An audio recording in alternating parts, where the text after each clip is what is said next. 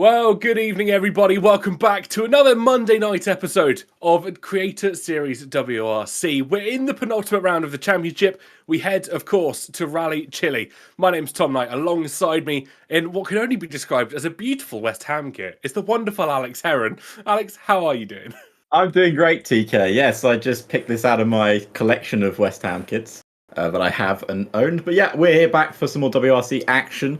And we are here in Chile, as you mentioned. I'm very much looking forward to this rally. It is going to be a fantastic rally in if I remember correctly, the World Rally Cars 1997 edition. Yeah, 1997 to 2011 is the car class that our drivers will be taking out this evening, in this evening's endeavours. And I've been assured there's going to be a real variety of cars on offer. We've got the 206, of course, famously manufactured by Peugeot. We've got the C4 going up. We've got the Zara and more C4s as well. So I'll let you know. We'll keep you updated as our drivers do go out and start their runs. But the thing that we're all talking about here, Alex, is, of course, our championship. And I wonder if we can go across and have a look and see how it all stacks up at the moment. There we go. To my left-hand side, Amusing tops the championship. 125 points to his name. Kamikaze in P2 with 103. Vlembar just behind him with 101. Of course, if you cast your minds back to last Monday's endeavours, where Kamikaze not only DNF'd him on a stage, couldn't get the car reset to track, he then somehow drowned in a puddle.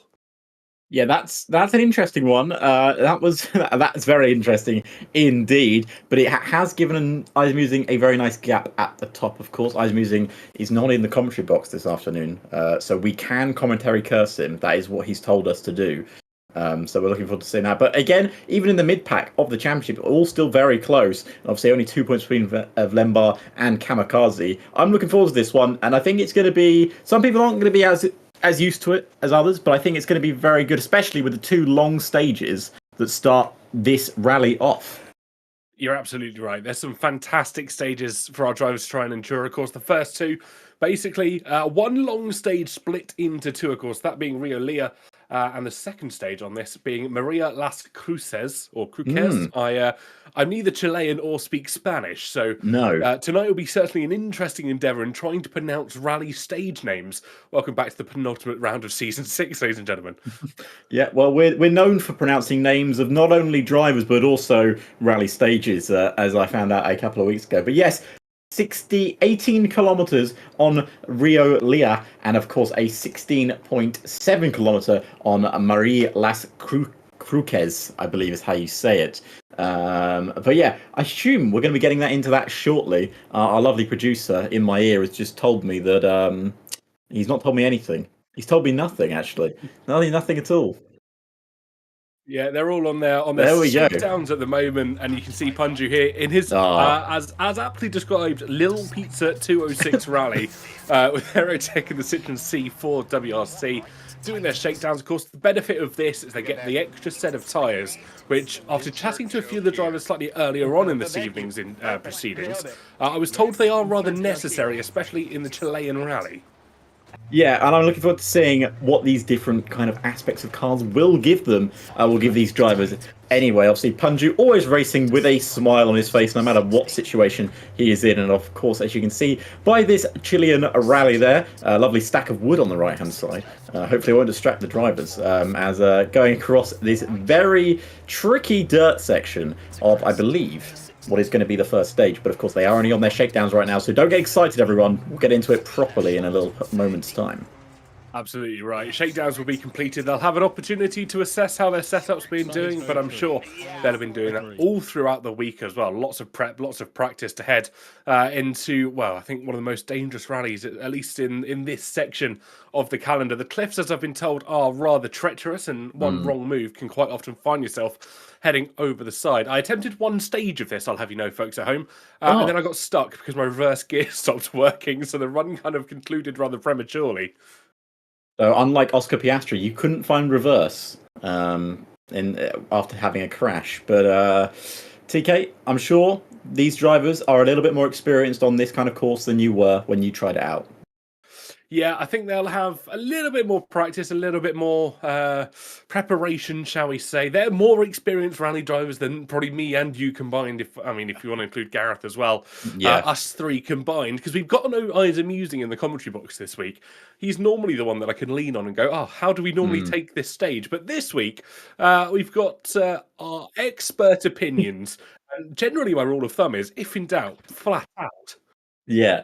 I mean, speed and power solves many things, as been told by a few people. But yeah, I usually lean on eyes amusing as well, also known as John for information. And I don't have him either. So TK and me are going to be bouncing off each other. We've both learnt things doing this WRC broadcast, so maybe we've learnt enough together to be able to put on a competent and very knowledgeable broadcast for everyone. I'm certainly hoping that's the case. Punju just getting what looks like a bottle of vinegar. If I'm, It does, yes. It looked like British vinegar. If anybody else is following along there, Oh. it's probably not, but that's what it looked like. Maybe it's Ribena. I think it could be. Other brands, of course, are available. Yes, we should mention that. But no, I think we picked up hopefully enough over the course of, for me, I think 6 seasons now of running yourself a few broadcasts alongside Isaac. Yeah. And now watching a ball with Punju with his beautiful triple monitor layout, which I absolutely am in envy of. Yeah, as he's about to send it to the first stage. Yeah, it's spectacular. This triple monitor setup, and he's somehow talking through his lap. I mean, I find that quite incredible that you can not only focus on the rally, which is very dangerous, as you mentioned. It is very long, being 18 kilometers, and you can talk during it as well. Well, speaking of talking during stages, we're going to have, I believe, not one, but 2 stage talkthroughs this afternoon as well. We've got Ryan. Ryan, of course, last week did stage 3 for us. He's going to come in and do another stage, I believe, stage 3 once again, for you viewers at home, driving the lovely Citroen C4. And, well, our very own Isa Musing is also going to come in and do a stage. I can't remember what stage is going to come in, but it'll become a surprise as all of us, and I am being informed in my eye by a reliable as ever producer, the penultimate stage, stage 8. Stage 8. The Ted Kravitz in our ear, always telling us exactly what we need to know. The false information. But yeah, go through this first part of stage 1 here, of course, Rio, Leah. Now, we don't know the tyres. We're definitely going to be asking those questions to find out exactly what compounds they are running and what strategy they have gone for. But obviously a longer stage to start off with. As you mentioned, TK, this stage is normally taken as a combined stage, but it's split for this rally. Oh my goodness me, that was very close to that left-hand side. I've just been told in my producer by Ted Kravitz that it's possibly hard, medium, or maybe hard, medium, hard. Yeah, that is. I was speaking to a few of the drivers earlier on. A couple of them came up with a nice little mnemonic, which unfortunately, due to parental guidance reasons, I can't share on the broadcast this time around. However, as our producer did say in the back end, hard, medium. Medium, of course, being for the power stage, stage number 9, will be the opted tyre choice, but you've got to be crucial when you're doing that shakedown. You've got to make sure you're on the hards. That's the second set that you get, and I think that could be a make or break difference in this rally. Yeah, it certainly could be. And just watching on board here, riding through the mountains, I mean, that's a deadly drop right there with Aerotech in the Citroen C4. I mean, if you go off that, I imagine, TK, you may have come very close to coming off that in some of your runs you did of this, but this looks incredibly dangerous as the car is almost sideways there for Aerotech. Yeah, my lawyers advised me not to comment on what happened in my run. Unfortunately, there's no video evidence of it, so we can't possibly tell whether or not I did end up down a cliff. But nonetheless, Aerotech is making it through as well. Our producer in the back end said, let's get up on the RaceNet. Well, I can confirm I never made it to the end, so it won't be on RaceNet. You only meant to say that when there was a lawyer present, TK. But Aerotech is very much concentrating. We haven't actually... should we comment on Aerotech's outfit this afternoon? I don't think we've commentated on it yet. I love his headband. That is absolutely stunning. I thought for a minute his top was saying Norris something, and it's not. I can't read what the rest of it says. It's saying, I think it's saying Nori. I don't want to pronounce what the second word is. I can't see it. Yeah, I'm not going to make assumptions. We'll let Aerotech tell us what it is. That'll be the first interview question we ask him when he comes into the box. Yeah, absolutely. Let's see how our drivers are competing. But Aerotech at the moment looking like a true professional. in terms of rally. You say that as something freezes up. I'm not sure if that's Iron. That's Aerotech freezing up. I wonder if his PC has just said goodbye to him rather abruptly. But Ryan and Quentin both in the box. Quentin, of course, I think just finishing his shakedown run. And so we'll be getting prepared to go. Ryan, about 1/8 of the way through. These opening stages are incredibly long, so it's going to feel like we're always on the same stage, at least for about half an hour, as we start coming back and forth to some of our drivers. But Ryan looking absolutely focused, and he is, you can see that little graphic, the overlay that he's running at the bottom. Such descriptive. See how the throttle and the brake inputs are being in.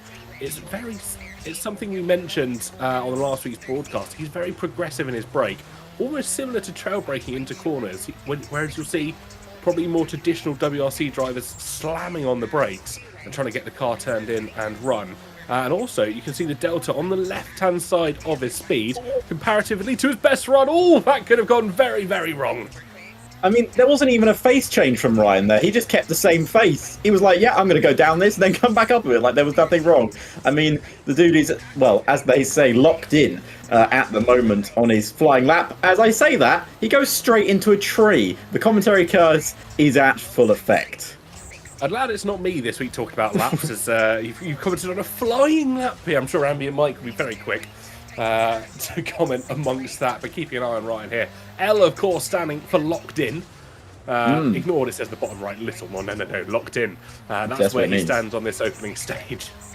Yeah, he's definitely locked in, and even though he hit a tree on the stage run, if that's better, then I might have said flying lap. I can't remember. I did, yes. It's the F1 in me. It'll never go. It's still going on his lap here. Obviously, me and Ryan have become good friends. I make jokes about him quite a lot on track. After he had a puncture, I said he was very deflated afterwards, which made him really chuckle. It really did, I promise. But last time I was commentating, of course, he was wearing a raincoat. So he's decided to change his outfit. It's not raining, of course. It wouldn't make sense for him to wear a raincoat. And then we've got Ancephalosis there in the top left. In the Subaru Impreza 2008 edition, there's about 25 million editions of the Subaru Impreza. And then, of course, we've got the Mitsubishi Lancer Evo in the top right-hand side. From what I remember, Ancephalosis actually owns a Subaru Impreza, which could explain why he's running it here this afternoon. I think he's quite fond of the Scoobies, as it has been quite formally aptly named. So himself and Jam choosing what were rally competition amongst themselves. We've got the Impreza on the left, we've got the Lancer Evo on the right. These two were locked in fierce battle. If we look back amongst the years, this was incredible to have the two going side by side. Well, not side by side on the mountains, but timing up against one another. Yeah, I mean, these are sort of, if you talk to a casual fan that doesn't know a lot about rally, they will mention the Subaru Impreza or the Mitsubishi, as I can't speak possibly. I can't speak possibly today. I can't speak possibly today. My tongue is tied, unfortunately. But Gareth just, well, our producer, I should say, just mentioned in my ear that apparently Ryan was wearing a Nottingham Forest scarf the other day during broadcast, which apparently made him very angry. Up the Notts County, they were once in Woke Kings League, and that's about as much as I know about them. We had a fantastic 4-1 win against them on a very rainy day in Nottingham. That's about all I know about Nottingham history at present. Apart from that, they have one of the oldest pubs in the country, the Old Jerusalem Inn, which is also... It's not really that old, but they like to claim it is. Yeah, we'll move past that talk. Back to the Chilean at hand. And we see Commander Biz back in the rally car, choosing the Subaru Impreza 2001. Of course, one of the other iterations available in this car class. There's one more, which I don't think anybody's running this week. We got JPH also running the C4. Much like, I'm now trying to remember who was running it. I believe it was Jam earlier on. No, it wasn't Jam. Who was running it earlier on? Aerotech. The Aerotech?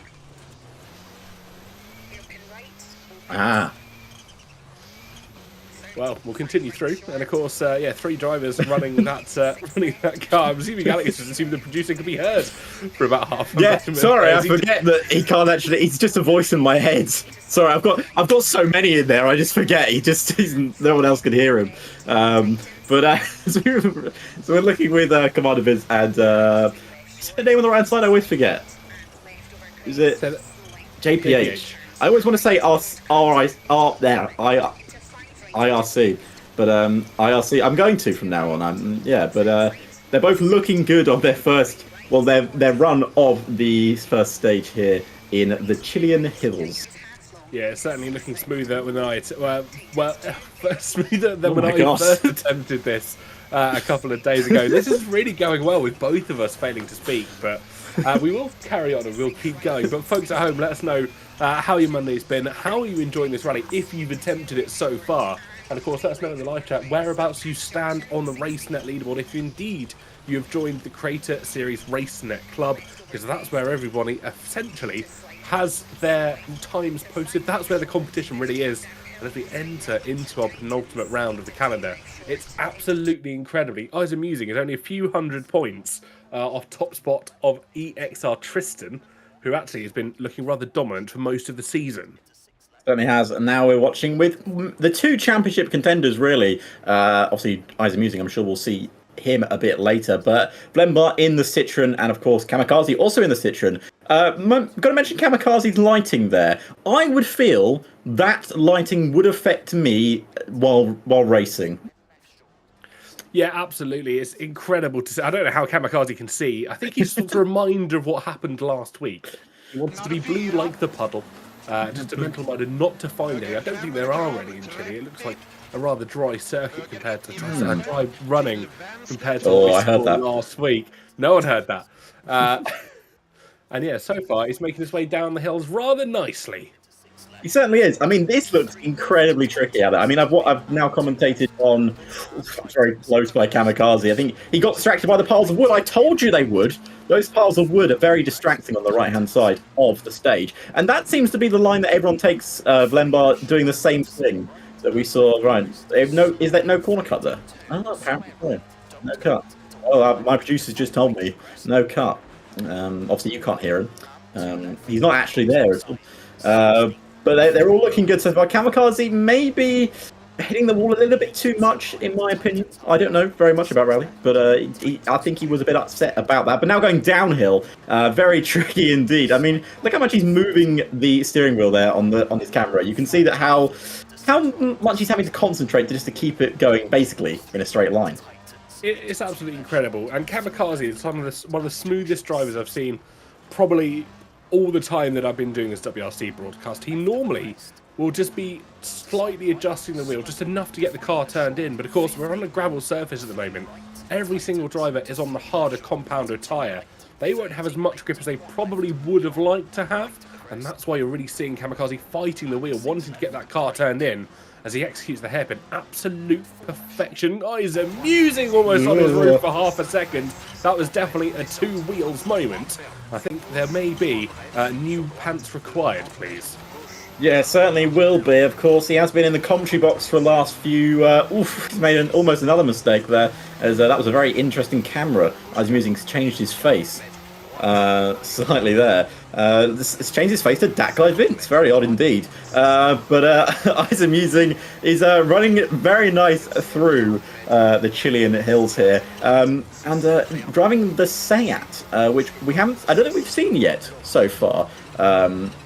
So it is debut in the series, as my producer has just told me. So I am very much looking forward to seeing what he can do. If there's any man I trust to pick the right car for the circuit, it's Eyes Amusing, but he does tend to pick the car that no one else does.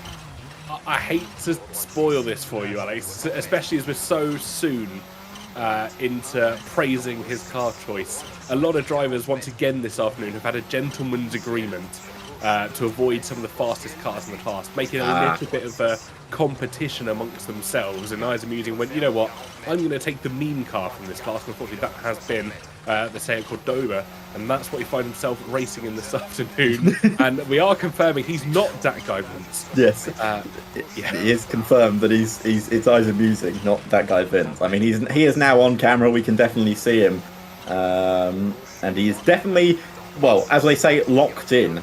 To get that. I'm going to use that as much as I can. I've decided on this commentary. That mountain looks so dangerous on that left-hand side. I would not feel comfortable at all. Like, these obviously, the thing we should mention here as well, that there is a very much difference, I imagine, between driving in WRC, like they are now, in this video game, and imagine doing this in real life, TK. Could you just imagine being that close to the barrier, or sorry, the no barrier, I should say, and just a very high drop?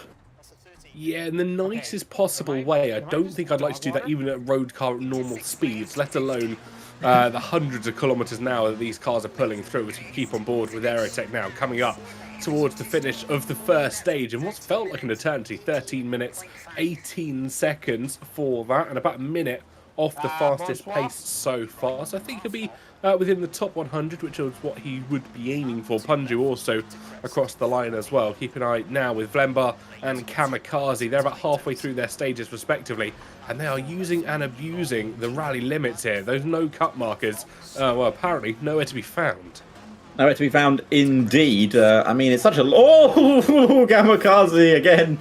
My friend, got to watch out there. But he's definitely pushing Kamikaze. I mean, he knows time is running out. There's only, obviously, this round and one more to go in this year's WRC Championship. Ryan's shaking his head there. He clearly does not look happy about what he's just done on this stage. And we don't know what time he has done. It's 10 seconds faster than Aerotech, apparently. He did have that little crash early on in his Citroen. I thought it said Toyota for a second, but it says Total. That would be very confusing if it was a Toyota Citroen. Well, it's a total Citroen C4 moment. Well, true. 13.09 to his name, 21 seconds of penalties. So that's what's going to really hamper him. If he didn't have them, that'd be a top 10 time. Yeah. Yeah, I mean, 21 seconds of penalties. What did he do in the end? He did a 13.9. I mean, 13.09. Top 30, I believe. Yeah, it's still a cracking time to recover, considering the crash he had. I mean, he didn't have just a little off; he had quite a big off. As we are now with Quinton in the Citroen again. Look how fast he is moving on that on the screen. You can just see he's just like, yep, just going for a nice Sunday drive. But I'm actually on a giant Chilean mountain. It never gets any easier for our rally drivers. As I just noticed, Ancephalos is wearing a Spanish national team shirt. That he is, and very stylish at that. It certainly is. I wonder who his favourite Spanish national player is. I'm going to ask him later.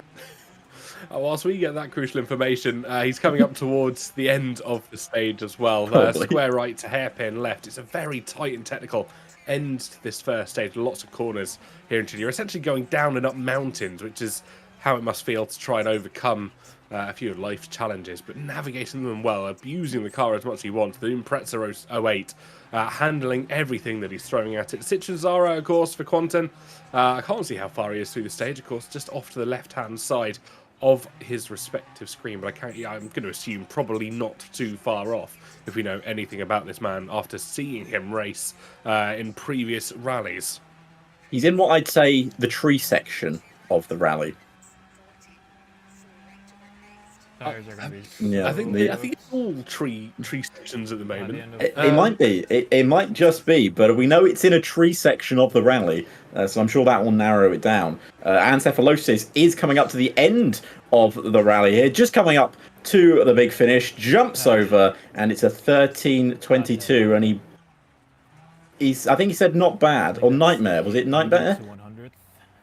I'm not too sure. We'll wait and see. I'll try and figure out whereabouts he is. I mean, he's in the top 100. That's going to be, I think, not a bad moment. It's not for awful. Him. Just sneaking into the top 100, though. 90th place. I mean, it's still a top 100. It's better than I could have done, Ancephalosis. So I think it's better than I could have done as well, almost certainly. I mean, I've never driven the game, but it's definitely better than I could have done, for sure. As we see Yam there, who's also running a very nice 3-monitor setup. Jealous once again. Look at that wheel as well. That should be like on a Chevy from the 1970s, not on a that was a struggle, not on a rally car. Either a Chevy or an old school American truck, if you know. Yeah. I hope but no, looking absolutely stunning. He's got the setup that everybody wants. You can see the screen above him with all the Discord creators in. He's got his stream up there as well. Is that an iPad as essentially a rev monitor, a gear monitor? This is a fantastic setup. I mean, the man knows what he wants, and he walked out of the store with a lot of different components that day as he comes up towards the finish, and he's going to stop by the marshals. I think he said 14 minutes. Yeah, I'm just trying to keep an eye on when he comes up towards the marshals, see what time he has actually set. I'm sure leaderboard will becoming rather apparent as he pulls up his run sheet on the left-hand side just to make sure he's still within the required time. 14:27. I think he would have been hoping for a little bit better from that. 357th place. And that's, as mentioned by our producer, behind him. You know, and Gareth is no spring chicken in the WRC, that's for sure. He may have multiple copies of Chicken Run, but Spring Chicken is a thing that he is not. He certainly isn't, for sure. As someone who is a spring chicken, though, is about to come towards the end of his first stage run here in Rio Lea.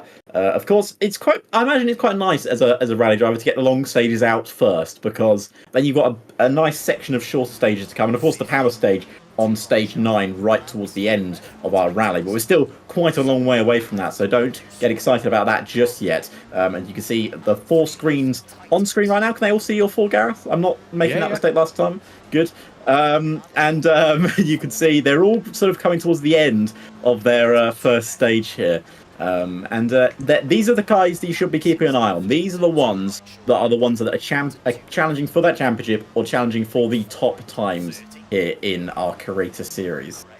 Absolutely right. We'll get their respective times as soon as they come across the final board. Content will be the first of those to do so. Let's check on and how he's lining up on the leaderboard. Hopefully he'll pull that up in the next couple of moments, taking the beautiful Citroen Zara, which is just a lovely looking car. Next across the line, Kamikaze 1309 is 35th place for Quantin as well, same as Ryan for Kamikaze. 12:33, I believe that was for Vlembar in the top left-hand side.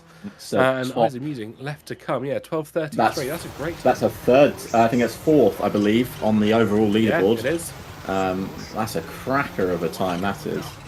Isaac Musing, on the other hand, I can see that top right may not be at that sort of level. He is in an atrocious car, but I mean, you can tell he's still concentrating. He's just had a quick look at the stream. Maybe he's heard me slag him off. I don't know if he's actually listening to the stream. He's going to come up towards the finish now.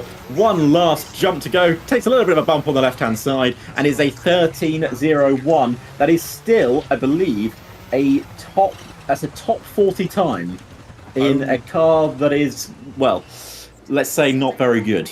Only just, and he'll be milliseconds around Quantin as well. Those two interlocked at the hip. It would appear. Aerotech making his way through the second sector. Maria La Cruce, which again I probably mispronounced to any Chileans in the chat or anybody of that close language. I apologise profusely. Yeah. I was gonna mention anyone from Chile or Spain. If we're saying your language wrong, please tell us in chat, and then our producer Gareth will find the right pronunciation for us and teach us how to say it. Absolutely right. This stage looks to be a lot quicker as Punju drifting through the hills here. Look at the speed that is carrying. I'm not sure if that's the triple monitor effect or if that is just how fast he is boogieing through the Chilean hills. He is moving at an incredible rapid rate of knots through this stage. It's going to feel a lot shorter than it actually is, because in reality this is only about kilometre and a half shorter than our first stage, but it's taken at such high speeds they're flying through it. Yeah, they certainly are. It may be a 16.7 kilometre stage, but at the speed they're going, it will not feel like one, as you mentioned. Okay, and these drivers are flying through here, so much that the windscreen wipers came on for Punju there. I've had that before. If you're going quick enough, they either turn on or I think you just press the button to activate them. Or potentially he has automatic wipers enabled, the cheat code slightly enabled. So this is going to be interesting to see how all our creators line up. And whilst we go through the second stage of I'll try and pick out who did the best out of our creators in the first stage. Vlemmer, of course, P4 for himself. And then JPH in 20th as things stand. Ambient Mike, of course, a frequent visitor in the chat in 21st. Incredibly quick on his day, and that's with a 10-second penalty as well. Isaac Musing 36th, just ahead by literally 0.4 of a second ahead of Quanten as your top 40. I mean, in F1 terms, that sounds like a massive gap, but I imagine rally it's quite small. I mean, over 18 kilometres, yes. Only being 0.4 away. I mean, Commander Beer is down at 41st as well. Ryan in 50th. This is incredibly close. Speaking of Ryan, as he makes his way through the second stage, looking a little bit bumpy. Yeah, a little bit bumpy, but of course, I just commentated on Ryan's lap. I will not make the same mistake and curse him again. That will not be happening today. So Ryan is looking very nice on his second stage. He is up on his delta there. You can see on the bottom left-hand corner of just by his kilometers an hour. Goodness me, it's so bumpy indeed. I mean, the gravel just going on the bottom of this car as well, I imagine. There's going to be a lot of gravel sweeping to be done after the end of this rally. But I believe they're still on the hard tyre. They wouldn't have swapped tyres just yet. We're only on stage 2. But this is a bit of a shorter rally. There's only 9 stages on this one, TK, compared to, say, when I was commentating in Portugal, I believe we had 12 stages. So there is a difference in maybe strategy and how they're going to use the tyres. It's a bit of a subterfuge if you look at it from that sort of angle. The number of stages is shorter. When you consider stage 1 and 2 combined are about 32 kilometers long. We then have stage 7, which is 16 kilometers. Stage 8, which is 10 kilometers. The power stage, another 8 kilometers. So in reality, it's probably around the same distance and speed overall. But of course, because you've got those longer stages in 1, 2, and 8. It feels like a longer, it feels like a shorter rally in terms of stages, but the typical routine will be seeing 4 stages on the hard tyres, then another 4 stages on the hard tyres, and then mediums will be coming out for the power stage and stage 9. Right, now I'm not going to repeat what I just heard Punju say in my ear, because it's not appropriate for the broadcast. Yeah, that's what he said. That is what he said. As Aerotech is flying down the hill now. Again, the concentration that these drivers will have is quite incredible. I mean, I can barely concentrate a 50% F1 Grand Prix, let alone, a rally that's, 16 kilometers long and this fast. And I believe, just heard from our producer, exclusive here on the Creator Series, that we're going to get Aerotech for an interview first. Once we have finished, I believe, the first 2 stages, but I'm not sure. Yeah, I'm going to assume probably when he finishes his stage, unless we're going to be brawl. No, drag him in now. Drag him in now. It'll be a surprise. Nice surprise. As he's going through the pile of logs there. 4 piles of log. Goodness me. Well, it is looking rather foresty at the moment. I'm very surprised they aren't using it. Look at that cute left-hander. And that is absolute perfection from Aerotech. Beautifully done. Got the rear end of the car kicked out rather nicely. Got the power on precisely at the right time. And now he's flying back up the hill. This is on for a really good run, I'm feeling. Yeah, it's looking good so far for Aerotech. I mean, just going over those jumps, the feeling of, I think, being up in the air and having no ability to control that car at all of where it's going to land is quite terrifying indeed. I mean, even those smaller jumps where you think, yeah, I can control it a bit, and you're like, no, I've got no tyres on the ground. That's going to be near impossible. See, this is where the Red Bull livery cars have an advantage, because of course we all know Red Bull gives you wings. True. And it's able to guide itself mid-air, and I feel like it's, once again, an appropriate time to say other energy drinks are available. And they certainly are. But Aerotech making the best of what he has to deal with at the moment in the fantastic Citroen C4. I think a lot of drivers choosing this because it looks rather stable, at least feels rather stable. I haven't got any confirmation from drivers of that. I'm going purely off what we're seeing on our screens. We could always ask the drivers during the interview phase how they feel about their car. I mean, I'm looking forward to asking I've just heard from Ted Kravitz that the C4 is the meta car. They were fastest in pre-season testing, which likely means they're going to be the fastest today. Yeah, absolutely right. C4 is absolutely meta. As Mike says in the chat as well, I think a lot of drivers who are looking for the top times and top in their group, of course, if they have an advantage where some of the cooking guys are maybe choosing something else, they have that, over them slightly as we make our way through the second stage. Oh, Punju! Delta, oh gosh. But there's literally no way to tell which trees are going to kill you and which ones aren't. That's a lot of damage, as what infamous that's a lot TV of damage. used to say. Front radiator, front windscreen, all looking a little bit cracked. And I think that thankfully he will have a service stage. More weight reduction happening for himself as well, as we have lost a door on the left-hand side, and I think almost on the right-hand side as well. Punju, though, looking rather unfazed. Doors are only suggestions. Let's be honest. It's weight saving.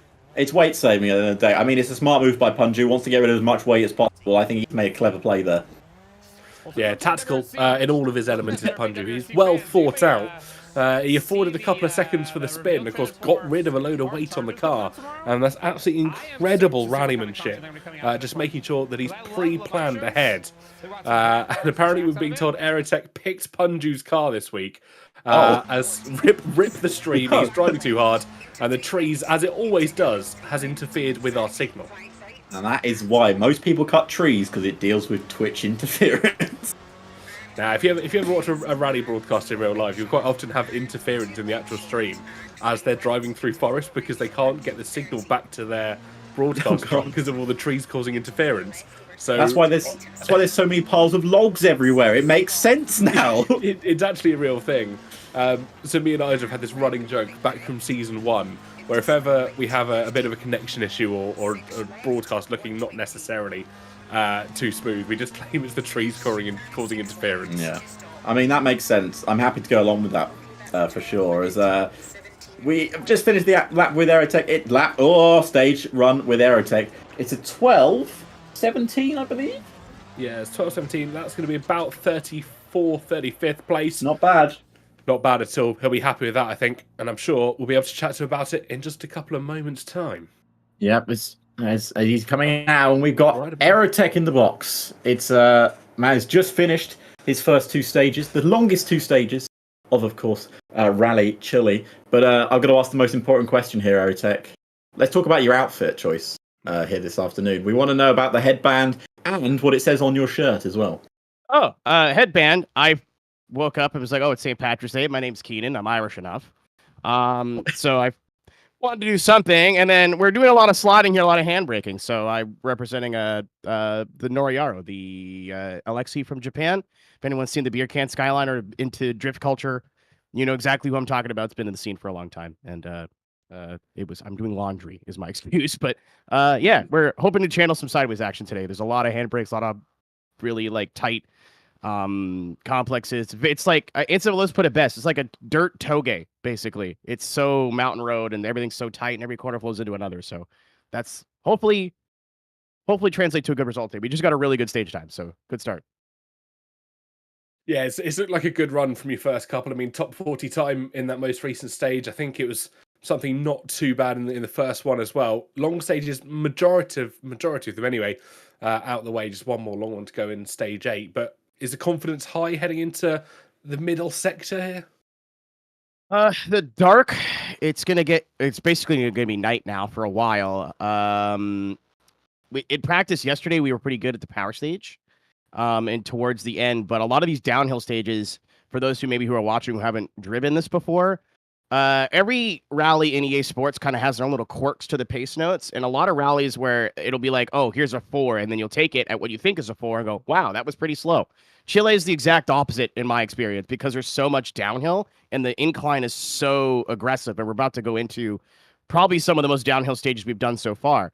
Where you'll hear 5 and go, I could do that almost flat out, and then you're not even close to making the corner. So that's kind of just the mentality right now. I kind of hate driving like that, where I'm just like, I'm going to be careful and hope people make mistakes, but it's so easy to make a mistake here, and there's stumps on the inside of every corner. There's it's tight, so there's rock faces on the outside.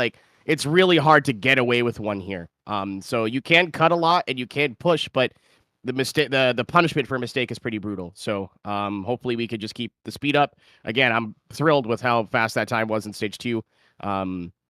Obviously we're using the sweaty car and a lot of people aren't, but I'm kind of nowhere in creators points. I'm 56th overall, and I'm trying to get to the top 50 by the end of the season. So this is a good start. Yeah, I mean, I was about to talk about the car choice and everything sort of surrounding that. You're in the C4 this afternoon, which I think is agreed amongst the creators is the rather meta pick for this car class. But we're also being told you chose Punju's car for this run and obviously have put him in the Peugeot 206.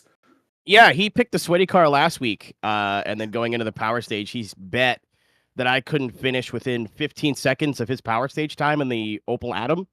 Unlucky for him, that was the stage I had practiced by far the most. So in a stage where I should have been 10 seconds down just on pace, I would think I was 12 seconds off of him, and Punch is pretty quick. So I mean, I'm sure he doesn't want to give himself some credit, but when he doesn't hit anything, he's bad fast. So yeah, I was gonna let him pick the Mini, which is usually his car for this class, Then I went and watched his VOD from his live stream, which you could watch at twitch.tv/Punju. And he said, I'm making Arrow pick, and I quote, the crappiest car that in the class if I win. So yeah, enjoy the Peugeot. They won a championship in it. Cohom won some rallies. You should be all right. I don't know. Amazing You'll stuff. be fine. Everything's fine. Anything for Aerotech before we let him hop on with the rest of his rallies? No, I just wanted to mention, is there any stages coming up that you're not really looking forward to? I know you mentioned about the night. Obviously, it's a long night running for the next couple, but is there any stages you're really worried about running now? Stage 3. I think if you talk to Ryan, he'll probably tell you the same thing. Again, it's so downhill, and you don't have brakes, you don't have steering, and there's no runoff here at all. Like, it's trees, rocks. So if you go a bit too deep into a corner, you're gonna hit something, and you'll be lucky if you bounce off a post and keep going. And then you've got to carry that damage throughout the stage, maybe 2 stages. So. And it's so easy to push, especially when you're on the level or going uphill. You go, oh, I could go faster, and then you get to these downhill inclines, and you have to reset your brain. So, stage 3 and 4, I think you're going to see some moments here. Hopefully, not for me, but I think you're going to see some moments here. Amazing stuff. Well, best of luck to you, Aerotech. Thank you so much for hopping in for a chat with us. Thank you, mate. Well, that is the level of petty that I quite often aspire to with himself. And speaking of Ryan, we're going to pull him in for a bit of a chat. And not only we're going to have a chat with him, he's going to take us through the 3rd stage as well. Ryan, welcome in. Of course, we had you on last week. You commentated stage for us. We said, you know what? We really enjoyed doing that. Let's get you in to do it again. And you've graced us with your presence once forth. Yes, hello, you two, and hello, everybody watching. Yeah, I don't know why I said this, because it's the one stage I'm dreading the most tonight, so... But for entertainment and content, you're getting a treat tonight. That's exactly what we want to see. We spoke to Aerotech a couple of moments ago. He's chosen the C4. Why don't you run us through quickly your car choice for this afternoon? I think you're running... memories failed me here. What are you running? C4 as well. I'm running the C4, yes. Yes. Yeah, I mean, it's a car. I think we tried to do a bit of a gentleman's agreement for myself. Who else is there? Commander Buzz, JBH, and Andy, because we're all quite close in the championship. But in the end, we just thought, like, because me and Andy had a great battle last week where we went to the last stage to see who won the rally. We thought, sod it, we'll, you know, go in whatever car we won, have another rematch tonight. So yeah, I mean, this car's good. I mean, it was this or the Subaru 08 car or 09 car, I think it was. But both have got different characteristics. But this one, even though it's quite meaty on the tires, it likes to... I may struggle on the next 2. No spoilers. But I love this car. It's a very nice, nimble car, and has its perks, has its not so good perks. But as we're here for Crate Series, it's for a laugh, it's for fun, and see how we get on tonight. But don't expect me to win like I did last week, because it's not gone well so far after one stage in particular. Amazing stuff. Well, best of luck with your stage. For folks at home, if you're wondering, Andy is encephalosis.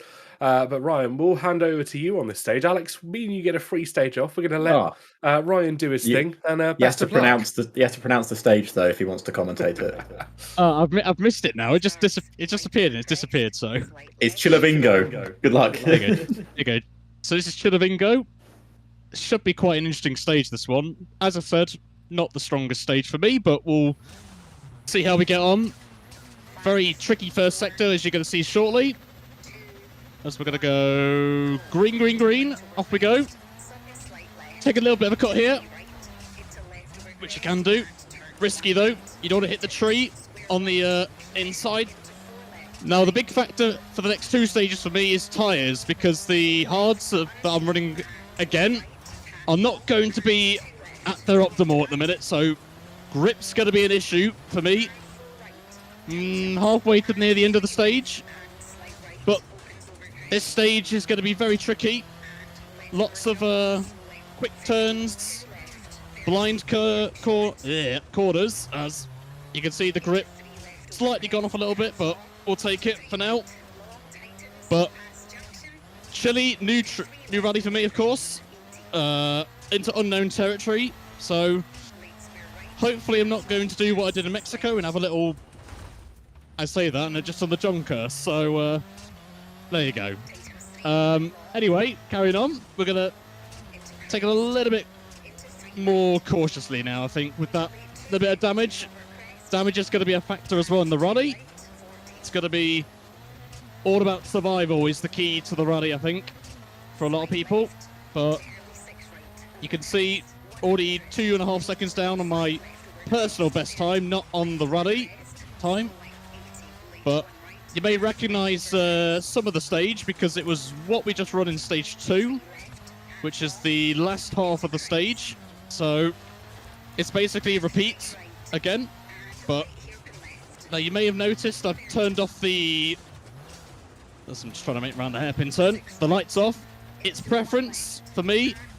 I really prefer this because I can see a bit more of the gravel, but of course the disadvantage to this is you may not see some rocks on the right side where the trees are. It's going to be very tricky to get this right, but going to be very cautiously going to play this absolutely safe because this next bit's going to be very difficult to get right on worn hard tyres. As you can see, getting a lot of snap there as we go into a little bit of openness now. So we're going to go up the mountain up ahead very shortly, but we've got this little sector to be very cautious on because as you can see, loads of wood everywhere and we don't want to hit any of that or you're going to get mega damage. So as we're going to go uphill a little bit now, got a very tricky hairpin turn coming up, handbrake turn. Going to try and take as much of it as possible, but someone got away with that a little bit. So this next section is going to be very, very tricky. It's mainly flat, but you've got to be ballsy to do this flat out completely, especially on worn tyres like myself. So you're going to see me being a little bit cautious here than what I would normally do. But just resting the car to try and save the car as much as I can. A little bit of a snap there as well, but we're doing, I would say, okay to be on the conservative side of this stage. We've got a hairpin turn coming up very shortly, very tricky one to get right. But here it comes now. Looks can be deceiving. It's like it's going to be an easy hairpin turn, but then last minute it turns in a little bit more tighter. So you've got to maybe put the handbrake on a little bit, but we shall see. Got an even more tighter hairpin, so handbrake is enabled. Coming to the last part now, which is going to be very tricky sector, this one. You can cut a bit of the corners, but you just got to be careful of the trees on the right-hand side and some rocks as well. And some little bushes as well, like that, but you can get away with that, just about. So, thankfully that helped us a little bit. So we're going to go up the hill now for another tricky sector coming up. Being very cautious there to avoid the rock on the inside. Take a little bit of the wall there. Nearly got away with it. When you could take a little bit of exploit there, but into the one left-hander. Should really be a 2 left because you can see there I took it in second gear. Into the hairpin turn. So you can take 2 lines through here. You can be really tight, or you can do what I did there. Entry wide, and then go for a tighter line if possible. Take a little bit of grass on the left-hand side. As we're coming into the last part of the stage 3. Tricky 2 right here. Looks can be deceiving. And then this corner in particular is probably one of the danger corners because it sounds like a free right, but it's theoretically a 2 right, based on what car you're driving, of course. This square right is really a 1 right, to be honest. It doesn't really feel like a square, so you could take it second gear. Again, got to be careful of the bushes. They look friendly, but they're not. Some of them will destroy your car. And I mean literally destroy your car.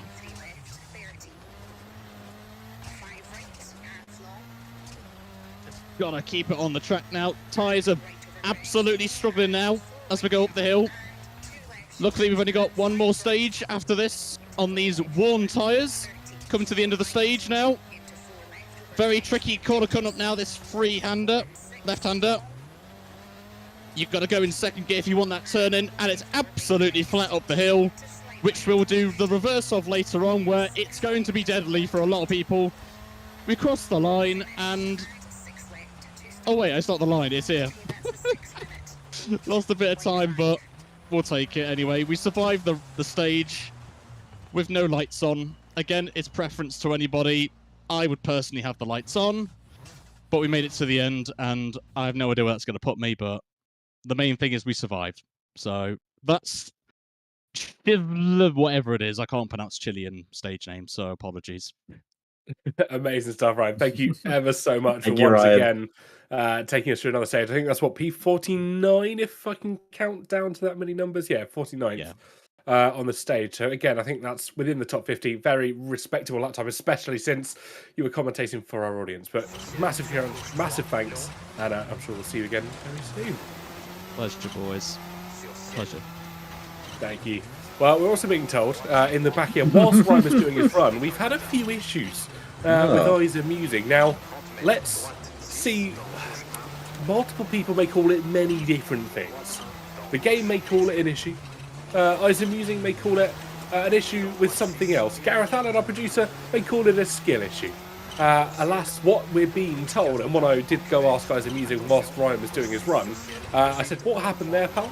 And he said he got a puncture and the game didn't give him a set of spare tyres. Well, I think he just hasn't selected a set of spare tyres. I'm going to go with Gareth on this one and say that's a skill issue. It sounds like a skill issue. I mean, we weren't even watching his lap, so we weren't even commentating cursing it. So it's not on us. I mean, so if you don't know what this means, folks, for anyone tuning in, this will mean that he has to run this puncture, I believe, well, until the end of this stage and possibly the next one, or can he change it at the next stage? No, he would have got a service point at the end of Sector 2. So this is Sector 3 we're seeing the one Rives has run for us. So he will have the ability to pick up, I believe, fresh. I might actually be wrong on that if memory serves me. He'd have to switch tyres to get rid of the puncture, but obviously he'll have to take that on the chin and I think take a set of hard tyres now, 7 stages should he want to go that long. But of course, hopefully he's taken spares with him and hopefully he has something to try and pull back if he still has any hope of winning this championship here at present. But it was fantastic to see Ryan once again commentating stage. John, aka Eyes Amusing, is going to be doing stage 8 slightly later on. I'm presuming he's still good for it, even though his tyres will be absolutely balding by the sounds of it, probably more so than GB and Team and Malik put together. But it's looking rather smooth for Eyes Amusing at the moment. What about Gareth Allen on top of that? I don't know, maybe not that close. A duo together, certainly so. Yeah. Yeah, I mean, Gareth is another level of that, but anyway, that's fine. We don't talk about that anymore. He's not here right now. But we are with Eyes Amusing, who looks like he's concentrating a lot. So you didn't hear any of that, did you? Good, great. As Eyes Amusing is still running very well in his meat car, as we call it, even with a struggling puncture. Yeah, I think he's got his mind pretty focused later on. Maybe he's thrown away the possibility of winning everything overall and maybe is focusing for the power stage. I think a lot of it will be focusing on just getting to the end of this stage. Who said lap? I have no idea who said lap here. It wasn't me. I didn't say lap at all. You wouldn't find me saying lap on a WRC broadcast. Yeah, we're here on... I'm going to try and pronounce it again. I think it's Chivavingo, I think is how you say it. Chivavingo. Oof, goodness me, that looked very dangerous. It's not got an L in it though. Oh, it does. It does. Chivalingo. Chivalingo, that's how you say it. Here in Rally Chile. You have to say Chile like that, even though it's Chile. But that's just the way I say it. Hopefully he doesn't go off the edge here. He doesn't. He's kept it very nice and clean. I don't know why I'm invited back on these WRC broadcasts. I honestly don't. We run out of other quiz. Not joking. Yeah. I mean, there's no one else. It's a Monday evening, guys. No one else is available. No. Eyes Amusing is doing very well so far on his stage 3, and Vlembar as well, also on stage 3. I mean, if these guys had heard that Eyes Amusing has a puncture, I'm sure they will be delighted to hear that they may be able to catch up some points in the championship overall. I mean, can Eyes Amusing win the championship today? Also, I mean, anything's possible at the moment. I think he can secure it. He was, 22 points clear heading into this, so I think he only needs to come about 4th to be able to secure it over Kamikaze. So there is still chance for him some good points in the power stage, full 5. Would do it, and I believe all he has to do is outscore everybody else, or outscore Kamikaze. How is Kamikaze doing? Well, that's probably one thing you should check on. I think Kamikaze has been rather quiet, actually, over the course of this run. I'm just going to get racing it up as we see Lembar across the line, 5:58 for his second run. 5:58, that is a top 15 time, I believe. Lembar, the reason why Kamikaze we haven't heard much from him, he's been blinded by the lights. He finished the stage though. That's the last time. Where was he? 6:08 overall for the third stage? For Cammy, let's have a look. Has he been finished inside the top 20? That's what I'm trying to find overall. Where would he be? Ryan's 28th overall at the moment. Oh, he's 36th. He's 36th overall after stage 3 is Kamikaze. Okay. I've now got to find out where our co-commentator, our partner. He's 36 in the. That's stage 1. He's probably not there for that one. Don't forget he had a poor know. stage 2, so he might be even further down. I think he's looking around Consider he lost a lot of time, 68 so- potentially. Yes. Yes, I think you're probably right. I will keep looking. Are we on step? We're on stage 4 now, are we? With Punju and Aerotech. Oh, 97th overall is always amusing. Right, and for That's disgusting. The fact that he had a puncture and still is top 100 is outstanding, though. Yes, that's it's disgusting in the way of how has he managed to pull that off. I have one good stage and I'm proud to make it into the top 100. And this man has a stinker and still stays in the top 100. nice. I mean, have we done a test on this man? I mean, has he been tested? That's what I need He to has. He's find been out. tested multiple times over Esports World Championships, and for some reason, he's still running. He's absolutely incredibly quick on his day, and there's a reason he was an Esports WRC, I think semi-finalist or something like that. No, finalist. He was a semi-runner-up or something like that. Yeah, runner-up. This feels He's a lot runner-up. faster than last Oh, he didn't even win it. 2 stages they've done. He didn't. He didn't. He was always the bridesmaid, unfortunately. No one Esports remembers WRC. no one remembers the losers, TK. That's what they say. They only remember the wins. sure. That was a big hit from Bungie there. He just tapped it for good measure again on the way out. We are now on stage 4, as we mentioned. This is Rio Ideal. Claro. That's not good. It's Claro. Rio Claro? Yeah. Claro. It's Rio something. And this is an 8.2 kilometer stage, so relatively short compared to some of the others the drivers have been on today. Yeah, similar to what we saw in stage 3, and again, drivers will be struggling with their tyres at this point. I think that's the thing that I think a lot of people will be worrying about. We heard from Ryan that even in stage 3 he was struggling with the hard starting to depreciate, and they've got one more stage on them. If they're sticking to the typical plan, there may be an opportunity for drivers to differentiate from that hard medium plan that they've originally laid out. Punju's already coming to the end of this stage, 6:17 across the line. A bit of a fist bump there as well, looking rather happy with his time, and I think that could be a top 100 now. Not just within the top 100. Yeah, Aerotech 6:15, just a couple seconds off as well. That's definitely about 90th at the moment. Yeah, that puts him, I think, exactly 90th, I believe. Well done, TK. That was a good guess, my friend. Unless you have them up in front of you. I do. And Cephalosis is running also on stage 4 here. He's looking very much locked in with his Spanish national team shirt on. And we've got a Punju interview, and here comes the man called Punju. Currently doesn't have a camera, so we can't see what his face looks like, but don't worry, our producer is on it. Punju, how are you doing? Hello, I'm good. How are you guys? Are we Much doing better great, for mate? seeing your face. Yeah, now we can see Oh, your you face. shucks. You guys are so sweet. Yeah, darn it. This is How's the rally been? I'm mad at Aerotech and all of his compatriots that helped him sabotage me today, dude. It's so hard, this car. Holy smokes. Yeah, you're in the Peugeot 206. We spoke to Era earlier about a slight bet that you guys had last week, and I think some power stage wagers that may have occurred. Yes. I think you pronounced the car wrong, though. You said Peugeot? You mean Peugeot. Peugeot? No, it's Peugeot. It's This car is Peugeot, absolute of course. poo. Yes, it is. It That, is that must be terrible. the American pronunciation. Exactly. It is right now, that's for sure. Holy smokes! I mean, it's fun. Like I think it's got potential to be a good car, but it's just like learning its idiosyncrasies and how to drive it is very different. Most cars like are relatively reactive. Like you think of like the Mini Cooper, you can kind of leave it late. You can do some last minute twitches and stuff like that and save stuff pretty decently. Yeah, well, this car, nuh-uh. If you're not planned 6 business days in advance for what you're about to do next, you are done for.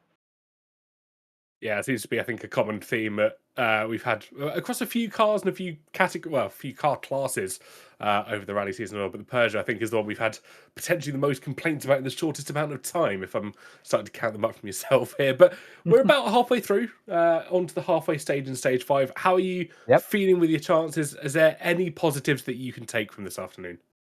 I was about to say I have a positive where I'm going to have a fully, working car. It's going to be totally repaired because I did just finally repair everything. But somehow I got only 10 seconds over the repair limit, so I still got a 10-second penalty. That's brutal. I do have positives to the fact that I finally got a top 100 in the last stage.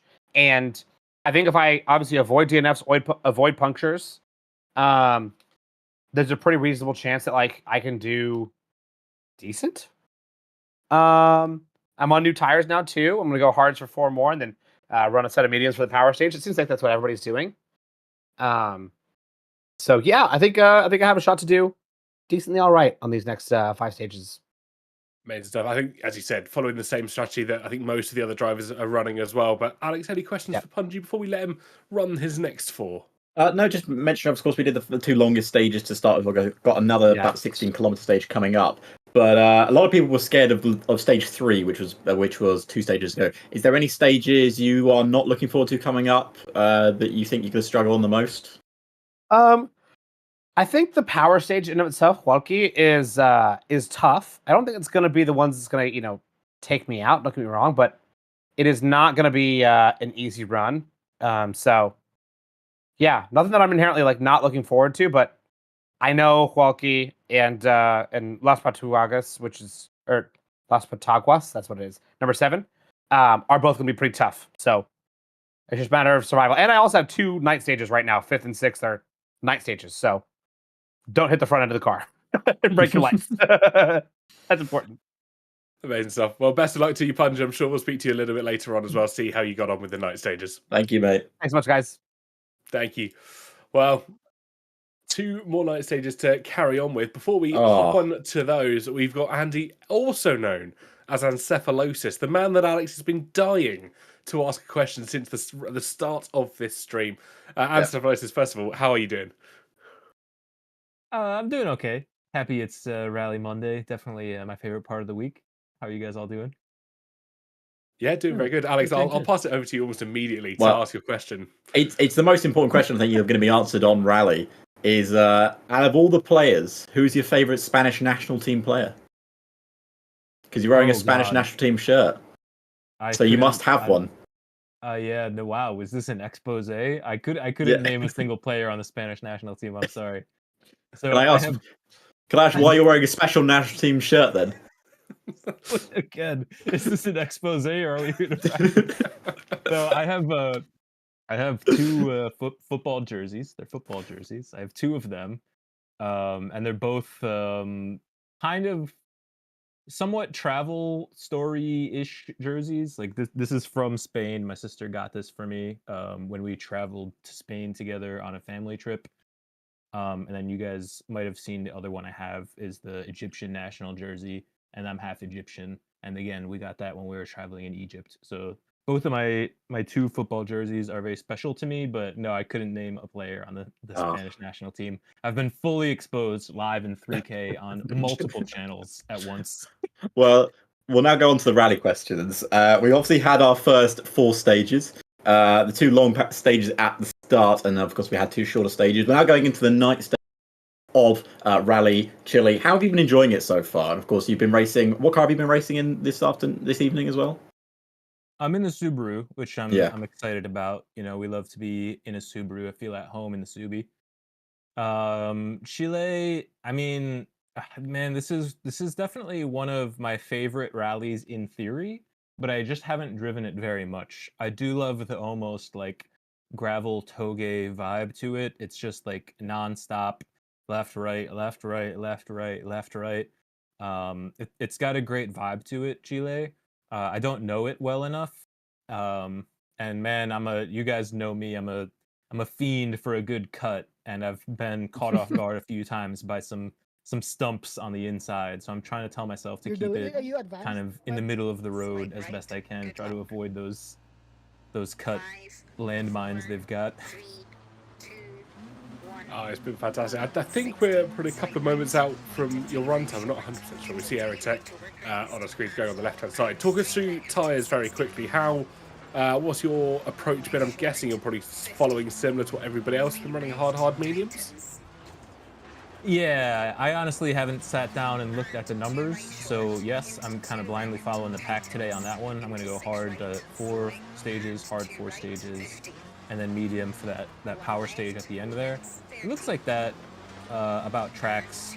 It looks like the front half has got more mileage, so the second half, or these next 4 stages rather, should be a little easier on the tires then, just based on the mileage there. And then the power stage should be a cakewalk in terms of tires. But man, I have to tell you guys, I only practiced the first 2 stages, so everything from here is really literally shooting in the dark. So pray for me in my headlights. Well, shooting in the dark, literally and figuratively, I'm assuming. Alex, unless you got anything else for encephalosis, I think we'll let him get on with his runs. No, I was just going to say, I'll let you go encephalosis, but next time you better have a Spanish national team favourite player when we speak to you next time. So, sounds good. Yes. And the Egyptian team, it would have to be Mohamed Salah. Of course. That's a good choice. But yeah, honestly, mate, thank you, and good luck on the next stage of the rally as well. Thank you very much. Pleasure, guys. Oh, lovely. Well, I think following the pack could be the decision a few of our drivers have been choosing, especially in terms of tyres. Aerotech making its way through the penultimate of the night stage at the moment, stage 5, Yumble, which sounds like a crumble brand. It does. I like that name, Yumble. I wonder what it means. Maybe our producer can find out for us. We are being told we've got time. We'll ask Kamikaze. Maybe he'll know. Yeah, let's ask Kamikaze. Get him in for a chat. No mention of puddles though this week. I think let's not offend him too much. Kamikaze, welcome in. How's the first 4 stages been treating you this week? Okay. Nothing more than that. It's okay. We are we are up there, but we don't have the pace yet, so we've done some setup changes just to test the car, and I don't have so much to say actually. I think it's probably been a benefit to you this week. Obviously, I'm sure you've probably heard the news Isam using with his puncture in the second stage and having to drag the car towards the line, a little bit of a trap there. I'm sure that must have been a relief when you heard it. Yes and no. Of course, we need a fair competition, and that's why we done a gentleman's agreement this week as well. We take a shit box of a car and try to have some fun. And unfortunately, I also had some bad luck on stage 1 and stage 2. So, but the other guys had bad luck other rallies. So, yeah. Of course, we want to see a clean fight through the whole rally, but this is rallying. We don't know where the next obstacle hit us. Yeah, absolutely. And looking forward to the next 5 stage and the power stage at the end. How are you feeling with your chances after those setup changes? Confident, or maybe some work still to do? We had some more work to do, but we are confident in the power stage. So we are on a hard medium strategy. So we will just get through this one and try to get top 5 creators, so we have some points on the overall, and we try to go for the power stage victory. Fantastic stuff. Alex, anything for Kamikaze? Only just how you don't find that blue light distracting in your room, because it is incredibly bright on our screen. I don't know if this is bright in your room, but it helps me to see the screen better when it's dark in the game. Okay. So that's why I have blue. So I have tried different colors. I can take it white, but then I don't see the what you call it. I don't see the obstacle in the dark so good. So that's why I've used blue. You know what? That makes a lot of sense. That's smart. But yeah, thank you, mate, for coming for chatting with us, and good luck for the rest of your stages. And I'm sure we'll catch up with you later towards the end. Let's see how you've gone on with. Thank you. Thank you, mate.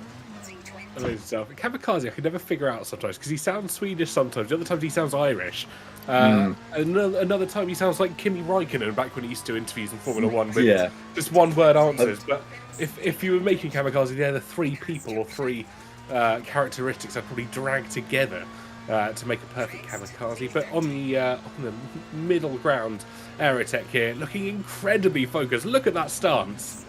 I mean, he is as zoomed in as you possibly can be, as he's got to avoid these very large. Oh, why do I even speak? I don't even why I bother speaking, because Aerotech has gone sliding into them. I've got to ask, why are they there?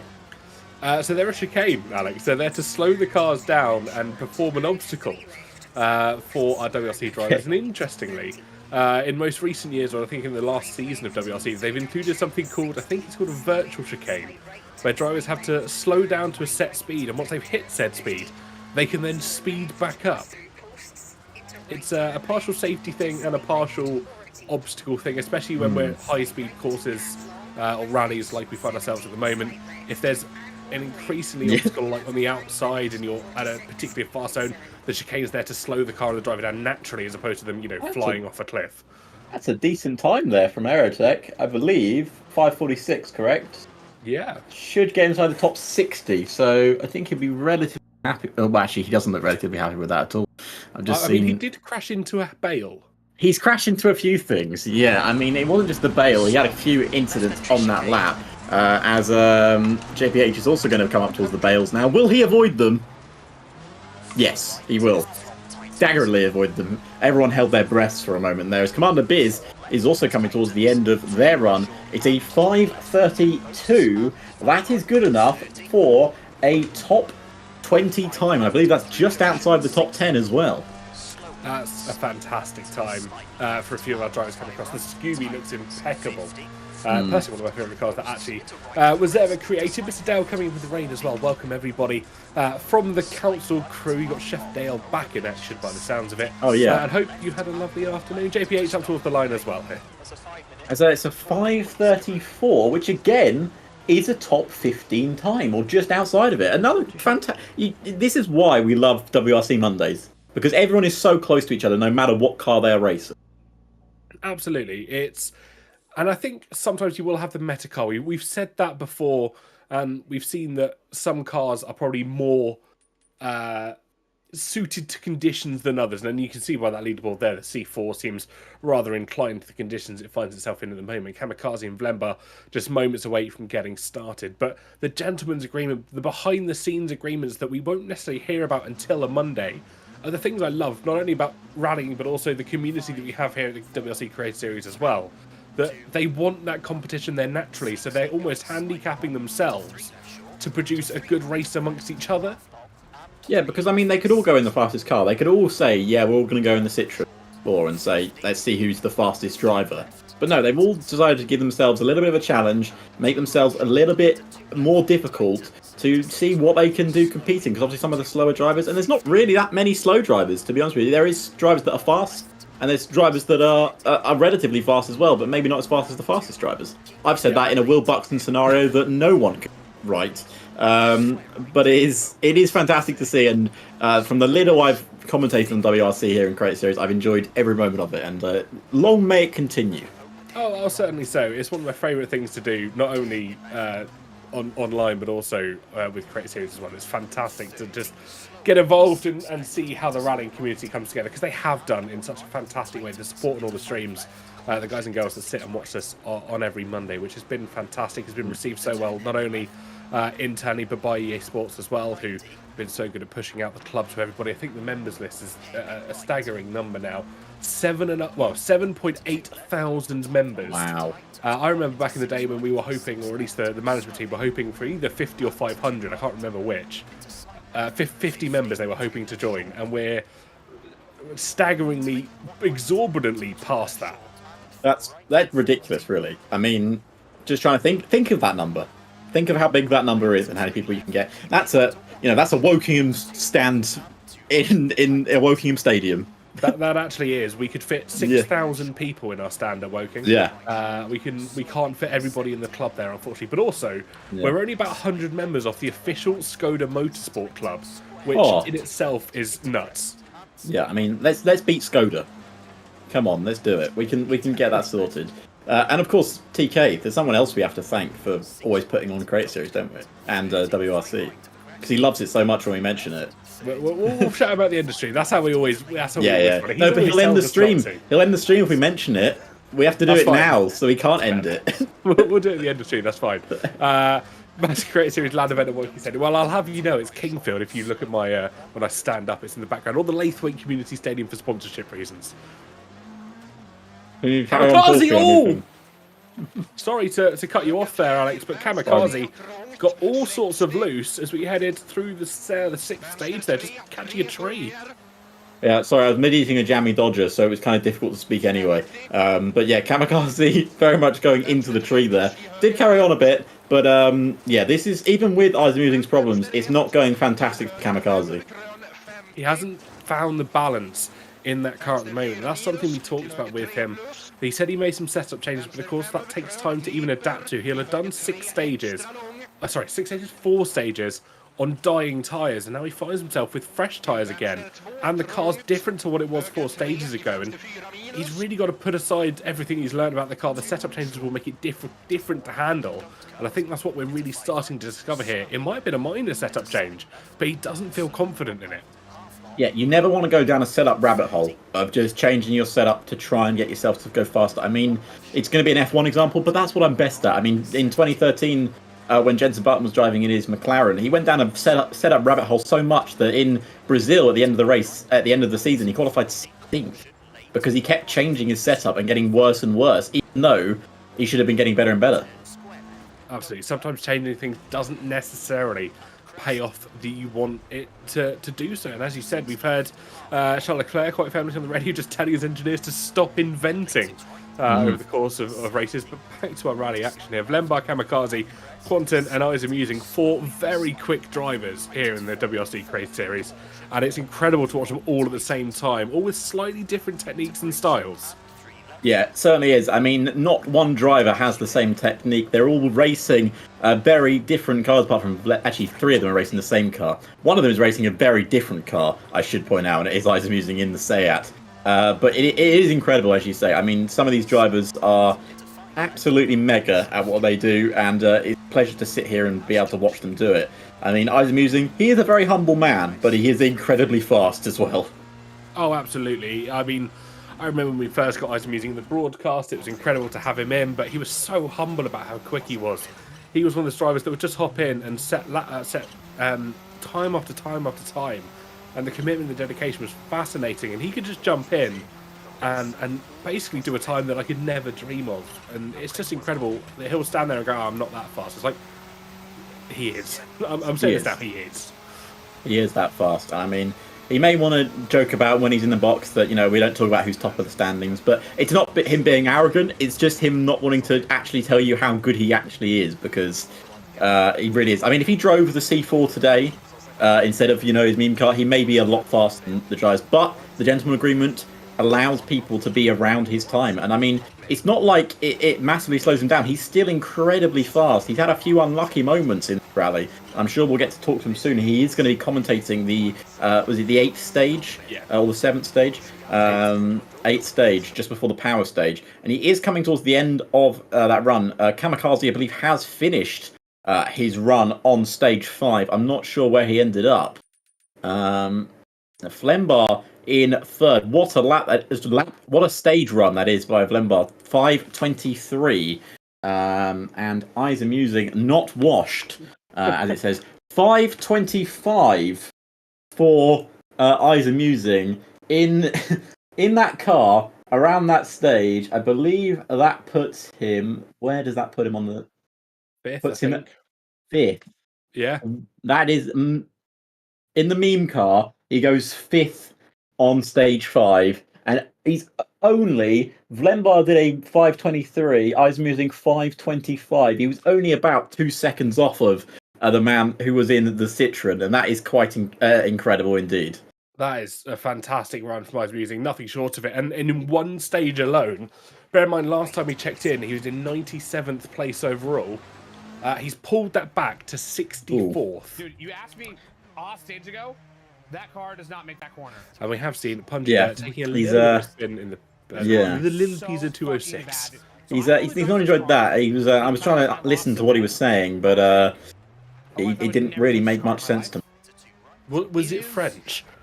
It wasn't French. No, he wasn't speaking French. I understand French. I don't. That's He turned around to us before the broadcast started and just said to Gareth, "Have fun with my French pace notes." Oh.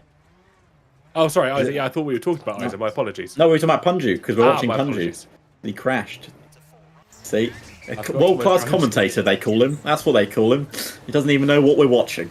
I don't know who calls me that, but they need their eyes checked rather recently. Ryan making their way through the stage, as is Ancephalosis. Both of them, of course, still under nighttime conditions.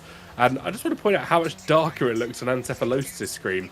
And are his lights flickering, or is that just the screen? It's a horror film he's playing right now. This looks like a horror game. He's also sitting in the dark. Of course, I know that is a blacked out camera, but it doesn't look that inviting, to be honest with you. I mean, it looks like, someone's going to pop out of the woods and jump scare him, but hopefully that's not going to happen for Ancephalosis' case here.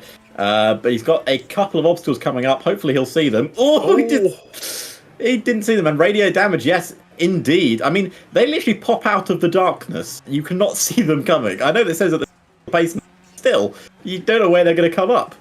Yeah, I think the radiator damage, as you said, that will be causing the front lights to be missing, and I'm squinting, trying to figure out what is coming up ahead of him. I mean, the only reason I knew those bales were coming because the pace note said above the top of the screen, but any other, if he'd not had the visual pace notes on the screen, I wouldn't have had a Scooby what was about to come his way. I can barely see where he's going, let alone what everything else is going out on the gravel as he turns right.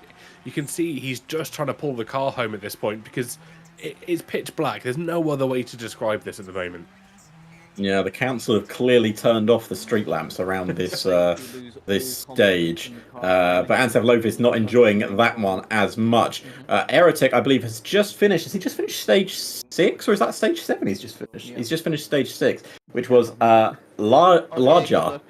And he's given a bit of a fist pump there. And I can tell you why he's given a fist pump, because he's put himself in, I believe, just the top 30 times. Yeah, 36th, I think, for himself. Aerotech, 35. Run. Yeah, 35, 5th. Yeah. Very good. Fantastic indeed. Run. Punchy, 243rd, 7 seconds worth of penalties as well. I think it's gone from bad to worse, Punchy, this afternoon. Hasn't necessarily found his groove as well. Ryan across the timing, 5:43. Great time. That's the top 11. Yeah. I think that puts him above JPH, who was in 11th. On this stage. So let's see if that's updated. Just having a quick look at it now. Race Person 12, one place behind 12. JPH. And what was the gap between them? It's about 2 seconds. So, I mean, JPH put in a good time to get himself to 11th. And we haven't actually spoken to Jam. Hopefully we'll have a chat with him a bit later. He's always a lovely man to chat to. And again, as I mentioned, he always drives with a face. He certainly does, and I love the decor that he always has in his room, the little lights and everything going on. And generally, as you said, a really nice chap to talk to. I speak to him quite often after these broadcasts, and I think you can say this about everyone on the broadcast. They're so lovely to speak to, and I'm sure Gareth shares the same, what's the word for it? Everything else. But we are going to get JPH in for a bit of a chat. JPH, how has your rally been so far? You just beat off Ryan by about 0.4 of a second in the 6th stage there, so doing rather well amongst the creators. Evening. Yeah, it's been quite a good rally. The odd mistake here and there, but it's been quite nice. I mean, I quite enjoy Chile. It reminds me of Great Britain stages a lot of the time, so it's good fun. It's good fun. It certainly looked it, and we can see there's a little bit of damage to your car. I think nothing too major, only yellows, thankfully, able to be repaired. But were there a little bit of instance, little rocks catching you out? Is that where that's come from? Yeah, it's just little taps here and there. The problem is with Chile, a lot of stuff's over crests, or down when you're going down the hill. It's sometimes quite hard to stop the car if you're going just a touch too quick. So just a few nudges here and there, nothing too major. Yeah, that's always good. And of course, 3 more stages to go, including the power stage of stage 9. How are you feeling about your chances heading into the final 3? Well, chances are good if I finish. That's the big word. I mean, I had a bit of a scare after stage 3. The game crashed. So I had a little bit of a scare on that one. Luckily, it put me back in on stage 4, so I didn't take a maximum time, which was very, very lucky, I must admit. But yeah, no, if we can get to the end, I think we've got a possibility of a strong result. Amazing stuff. Alex, anything for JPH whilst we have him? Yeah, just going to stage 7 now. Of course, it's a 17-kilometer one, or just 15.9 if you want to be pedantic about it. And I imagine you're running the same tyre strategy as everyone else, hard, or have you gone style? Well, I mean, that would be telling now, wouldn't it? I mean, it would be. Yeah. Well, I'm just running some black round tyres, but we'll work out which ones we take in a minute. Okay. All right, I like it. Man of mystery. That's what I like to hear. But yeah, good luck, JVH, for the rest of the rally, mate. And I'm sure we'll catch up with a bit later, because you're looking very solid so far, mate. Yeah, I think it's been a good event so far. So long may it continue for the last 20 miles. Amazing stuff. Thank you so much, JPH. We'll catch you a little bit later, and we'll see how our drivers do on the final 3 stages. 2 to go, and then our power stage. Of course, those 5 bonus points could come in crucial for a couple of our drivers, especially if they want to compare their chances in the championship to that of Jenson Button in 2009, winning, or at least surviving, by a hair's breadth. Yeah, certainly do. A lot of Jenson Button mention in this stream. I thought you were going to say, can we get Jenson Button in for an interview now? I don't think he's around, Gareth. But yeah, let's get Commander Biz in for an interview. He's no Jenson Button, but he's certainly proving a very good commodity this afternoon. How are you doing, mate, Commander Biz? It's been looking very good so far during the first 6 stages. Going on stage 7 now. How you been feeling? You know, not feeling too bad, honestly. I struggle here generally, so I'm just trying to stay alive and get to the end of each stage and hope that results in a positive finish. Yeah, I mean, it certainly looked positive so far. You put in a cracking stage time, I believe, was it in stage 6? It looked very good indeed. Now going on to stage 7, which is our 17-kilometer stage once again. I assume maybe you don't want to give it away, but you're on the same strategy as everyone else, hard, medium, going towards the medium for the power stage? Yep, yeah, generally power stage points are like my best chance to try to stay, competitive in the point standing. So that's the route I'm going. I think it seems to be a common route indeed. TK, have you got any questions before we let Commander Biz get on with his very long stage coming? No, nothing further. We saw you at the start line, so I'll probably let you hop on with the last few stages, but best of luck for them. Beautiful. Thank you, sir. Thank you very much, Biz. Oh, short but sweet at the end there, which is always quite nice. And I saw he was right at the start line, didn't want to let those pre-run jitters get to him too much. He shouldn't be going to the 94. Our producer is furious with Commander, but he just shouted in my ear, Gareth, I'm not at fault for this man's run stage time. You shouldn't shout like that. Someone's given the wrong run time. That's what's happened. I was actually given the wrong tap, a wrong tam. That's what it was. That was the issue. Why did we go both slightly northern there? But I don't know. I think it's a reference to something, but we don't know what it's from. So we just heard it because the internet is vast. But Commander Biz has started his run here on stage 7. TK, I've been told by our producer that you have to pronounce stage 7 here. Las Pataguas. Damn. You pronounced that a lot better than I thought you would. Certainly because Punju said it earlier, as I remembered. That's cheating. Vlembar's just finished stage 6 there, and just keeping an eye on how the rest of our runners are doing. Stage 6 for Vlembar was a 5:36.2, which puts him in 3rd place once again. Vlembar is on a roll this afternoon. Sure, and I wonder, Gareth, if we can get Vlembar in for a quick chatty chat. Let's get him in for a quickie. And let's see if we can put him in. Vlembar, how are you doing, sir? Incredible run on stage 6, an incredible run overall. this rally here in Chile. 3 stages to go, and of course you'll be focusing on making sure you get maximum points going towards the final rally in Kenya. But how's it been going so far here in Chile? Absolutely perfect. I don't think I had any proper mistakes. So yeah, the first 6 stages, yeah, like I said, I would say were perfect. Certainly cannot complain. I think I built a good lead now, and yeah, I think I'm gonna take a bit pace out now for the next 2, and yeah, then I'm obviously gonna try my best to get the maximum points on the last one as well, and bring home the 30 points. Well, those 30 points could be massive because, of course, there is, I believe, a 22-point gap between yourself and Isa Musing. But with Isa Musing's troubles so far, this rally, he had obviously a puncture early on, even though he put in incredible time in a car that some are saying isn't the best. He believes that our producer has just put in "Bring on the wall" under your name, Vlemba. I think it's very rude indeed. But you've been looking fantastic so far. You can get those 30 points, I'm sure of it. 3 stages to go, and a long one coming up next in stage 7. I assume you're on the hard medium strategy like everyone else is. Is it just bringing the car home until the power stage now and then trying to get those extra points? Yeah, that's the plan. Like I said, I'm gonna be a bit more cautious now in the next 2, because I don't know how big the lead is at the moment. I'm sure TK can find out for us very quickly. I can certainly have a look for you at the end of stage. Yeah, it's roughly a minute now actually. So yeah, I think it's more than enough time to relax until the last one, and yeah, then I'm obviously gonna send it there and yeah, maximize it. And yeah, I have to say, shout out to Isa. He's obviously except the first 2 where he got very unlucky with the puncture. He's doing some very magical things in that Cordoba, which in my personal opinion is probably the worst car in this class. So yeah, I'm actually hella surprised how good he's catching up at the moment. So we'll have to see. I mean, at the moment, I think he's like, I don't know, 7th or 8th or something overall, but I'm convinced he's gonna get back into the top 5.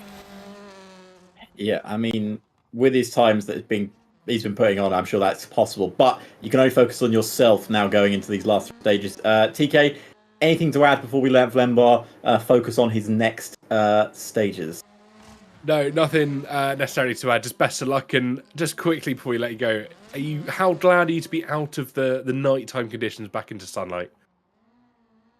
Sorry, I didn't catch you. And can you say it again? How are you looking forward to being back in sunlight out of the nighttime stages?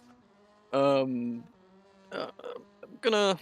make me a bit more happy, but to be fair, I actually do know these stages pretty well, so it's not that much of a problem for me. But yeah, it's still Chile is a rally where you can never be really relaxed when you're pushing, because there's a problem waiting at every corner, just like Mexico last week. So yeah, it's never always easy. Well, best of luck to you, and I hope the final few stages go your way, and I'm sure we'll chat to you just a little bit later on to see how you went. Thank you. See you. Thank you so much, Vlemba. Well, final few stages coming our drivers' ways. They'll be pleasantly surprised that we're back into sunny conditions, of course. They've had 3 nighttime stages back to back to back. Yeah.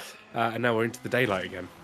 Yeah, I mean, it's rare to hear. I mean, we know Glenbar is fantastic, and as we get blinded by the lights there, as Panjuzo is blinded by the stacks of wood. I told you those stacks of wood are dangerous. No one listened to me, and it's cost Panju big there.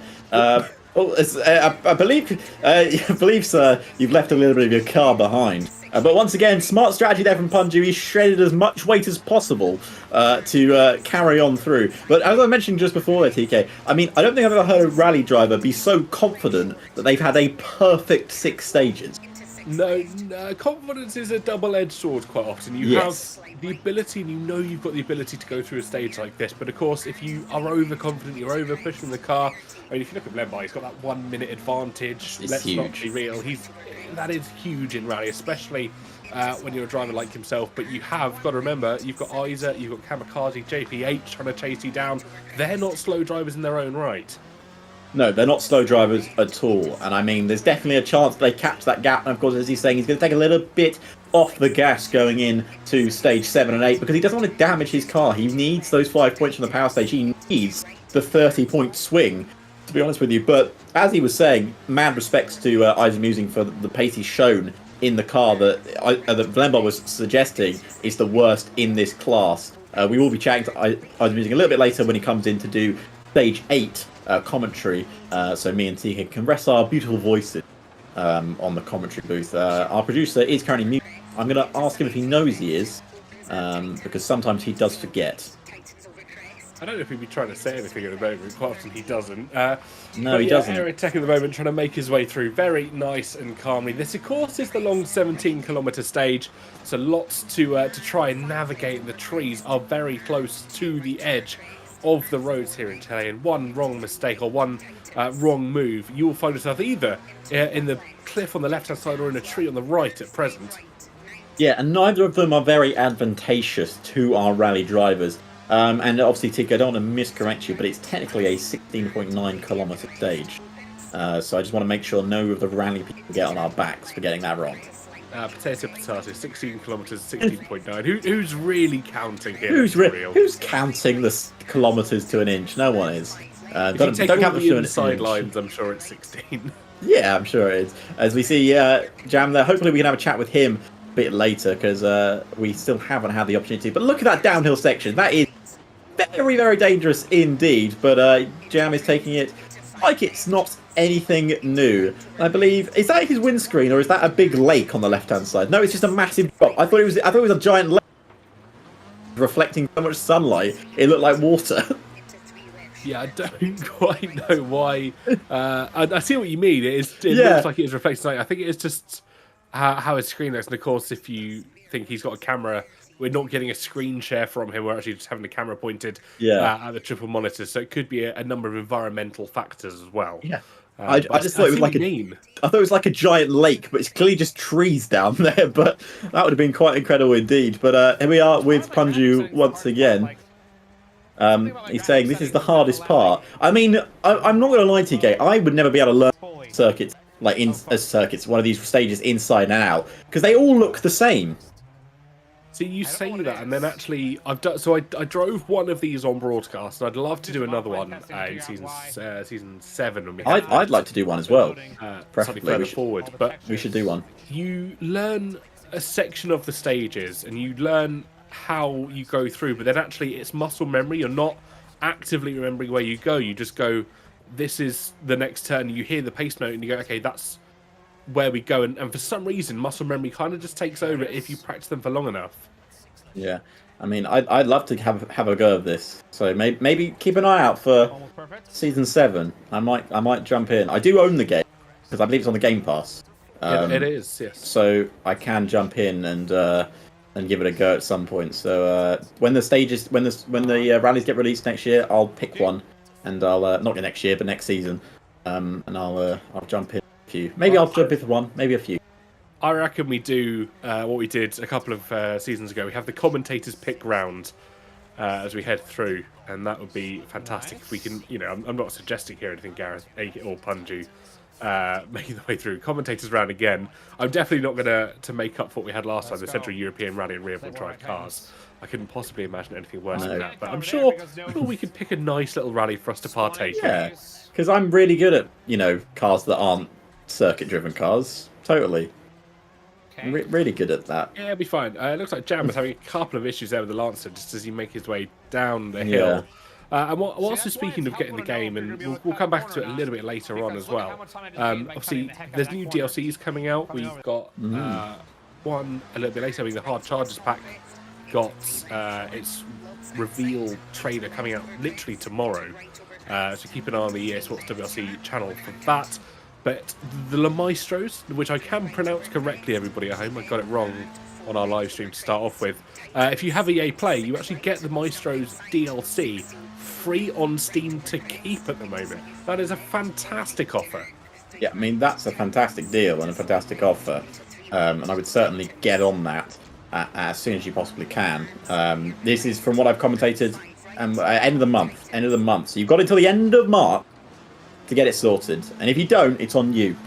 That is on you. We've told you. Yeah. And if you don't listen, that's on you. Completely on you. But from what I've watched and what I've seen, it is a very enjoyable experience, and I'm very much looking forward to doing it. Just realised that I'm seeing double here, ladies and gentlemen. There is 2 aerotechs on my screen. No, you need glasses and it'll bring it together. Don't worry about that. There we go. There we I put my go. glasses. Everyone at home simultaneously put their glasses on. It's the one aerotech now. That was weird, indeed. Aerotech and Duke slightly. Oh, he's turning to Ryan. Ryan is now racing I believe, stage 7 still, which is, as mentioned, Las Patagus. Pataguas. Yes, that one. Pataguas. Pataguas. It's not very dyslexic friendly. It's really not. It's really not. No words are dyslexic friendly, let's be honest.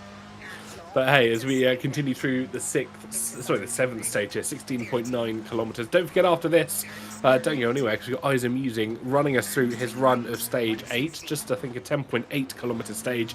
So I can't wait to hear him do that. Of course, he does do it on his own streams as well, but now you'll be hearing it live on the Crazy Series channels as well. Aerotech and Ryan making their way through. Aerotech now not far off the finish of the stage, and I think he'll be very thankful to see the end of it. Yeah, I mean, those tyres that they've been on for a few stages now, they're going to be struggling. They'll be looking forward to getting those mediums on come stage 9. Of course, one more stage on these hards to go, and then obviously a brand new set of those mediums to get them through the power stage. And we are going to have, after this stage, a very quick jam session, also known as a jam interview. I love a jam sesh. I love a good jam sesh. That's what they say in the business. Or that's what we say anyway. Aerotech is coming towards the end of his stage run. Will be the last long stage of today's stream. Of course, if you want more WRC action, make sure you'll stay tuned to all of the socials for Creator Series and WRC, because of course we only have one more rally left this season of Championship number 6, or season number 6, and it is the Rally Kenya in the WRC cards, which I believe everyone is very much looking forward to come next Monday. I believe myself and TK will be here again. I may be wrong on that fact, but I am wrong on that fact. Is it? I'm not wrong. You are wrong because I'm not here. It's not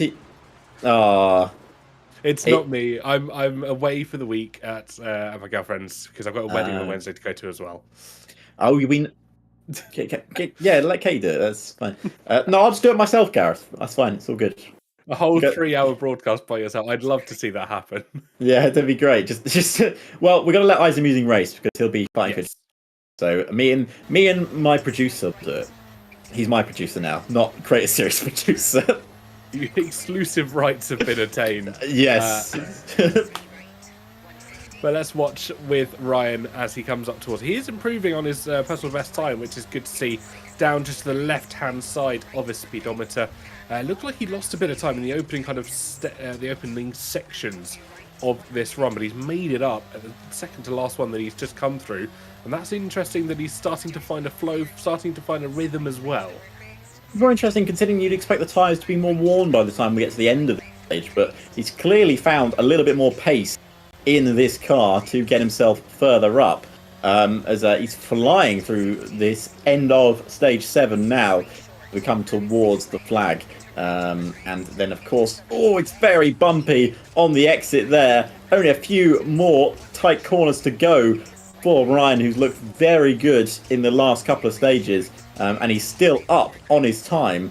He'll be hoping to get himself into at least the top 20. It is still, it was nearly a possibility, but he's had a little bit of an off there. He can still do it, coming around the final section of this stage.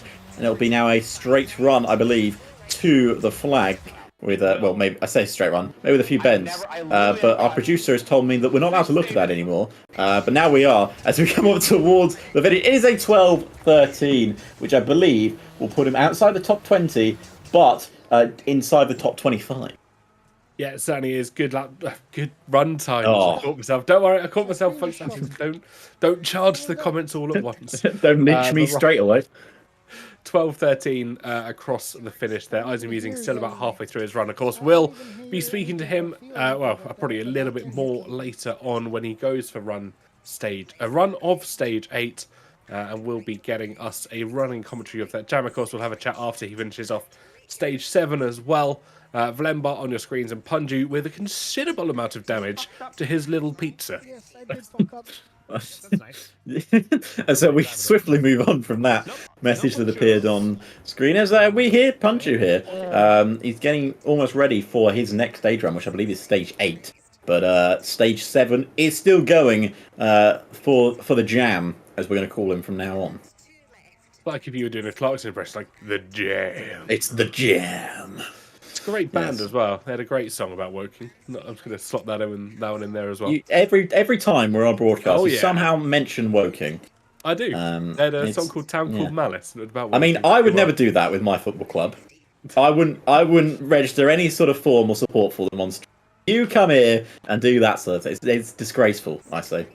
It certainly is. Jam not far off the finish here. Neither is Vlemba. I wonder if we're able to check on a couple of other drivers. I think JPH is probably running through quite smoothly as well, whilst Punju just sat there paused and waiting for his one. There we go. JPH in the bottom left of your screens. Very similar position, actually, to no one. I thought he was closer to Jam than he was, actually, as he was making his way through there. He's in the tree section again, is he? He's in the tree section. Yeah, he's in the trees again. Not literally in the trees, because that would be a stage runner, but he is flying through this part of the stage, which is near the trees once again. Yeah, if you're playing I Spy here at the Chilean Rally, I don't think you'll have the best of time if you want to say I spy a tree, because there's quite a few of them. Yeah, and also you don't want to say I spy a tree because you'd be giving away what you're I spying. There is that one that I hadn't necessarily thought about. But in order of coming across the line, it will be Jam, then JPH, then either Izamusing or Vlemba, who are incredibly close at the moment. I think Isa's just inching ahead on the run. But if Jam can keep it clean, he's going to be coming up towards the finish line very, very shortly. Yeah, he certainly will. Sorry, I just had to recover from my own joke.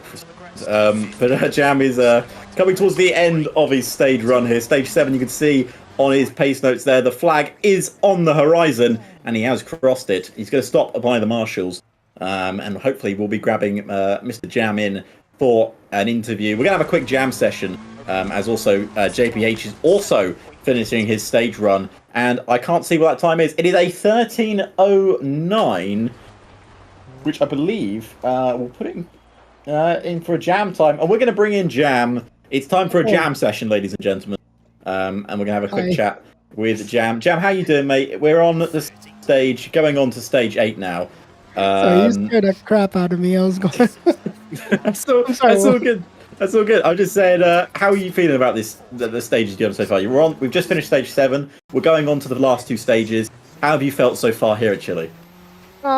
It's been a struggle for sure. The car choice that I picked, mostly because I picked the Evo 6 for people who don't know, and I decided to pick it because it doesn't get as much, use as much. Like this season has been, for me, been choosing the cars that are usually less seen on the broadcast, so I'm picking cars that I kind of like that.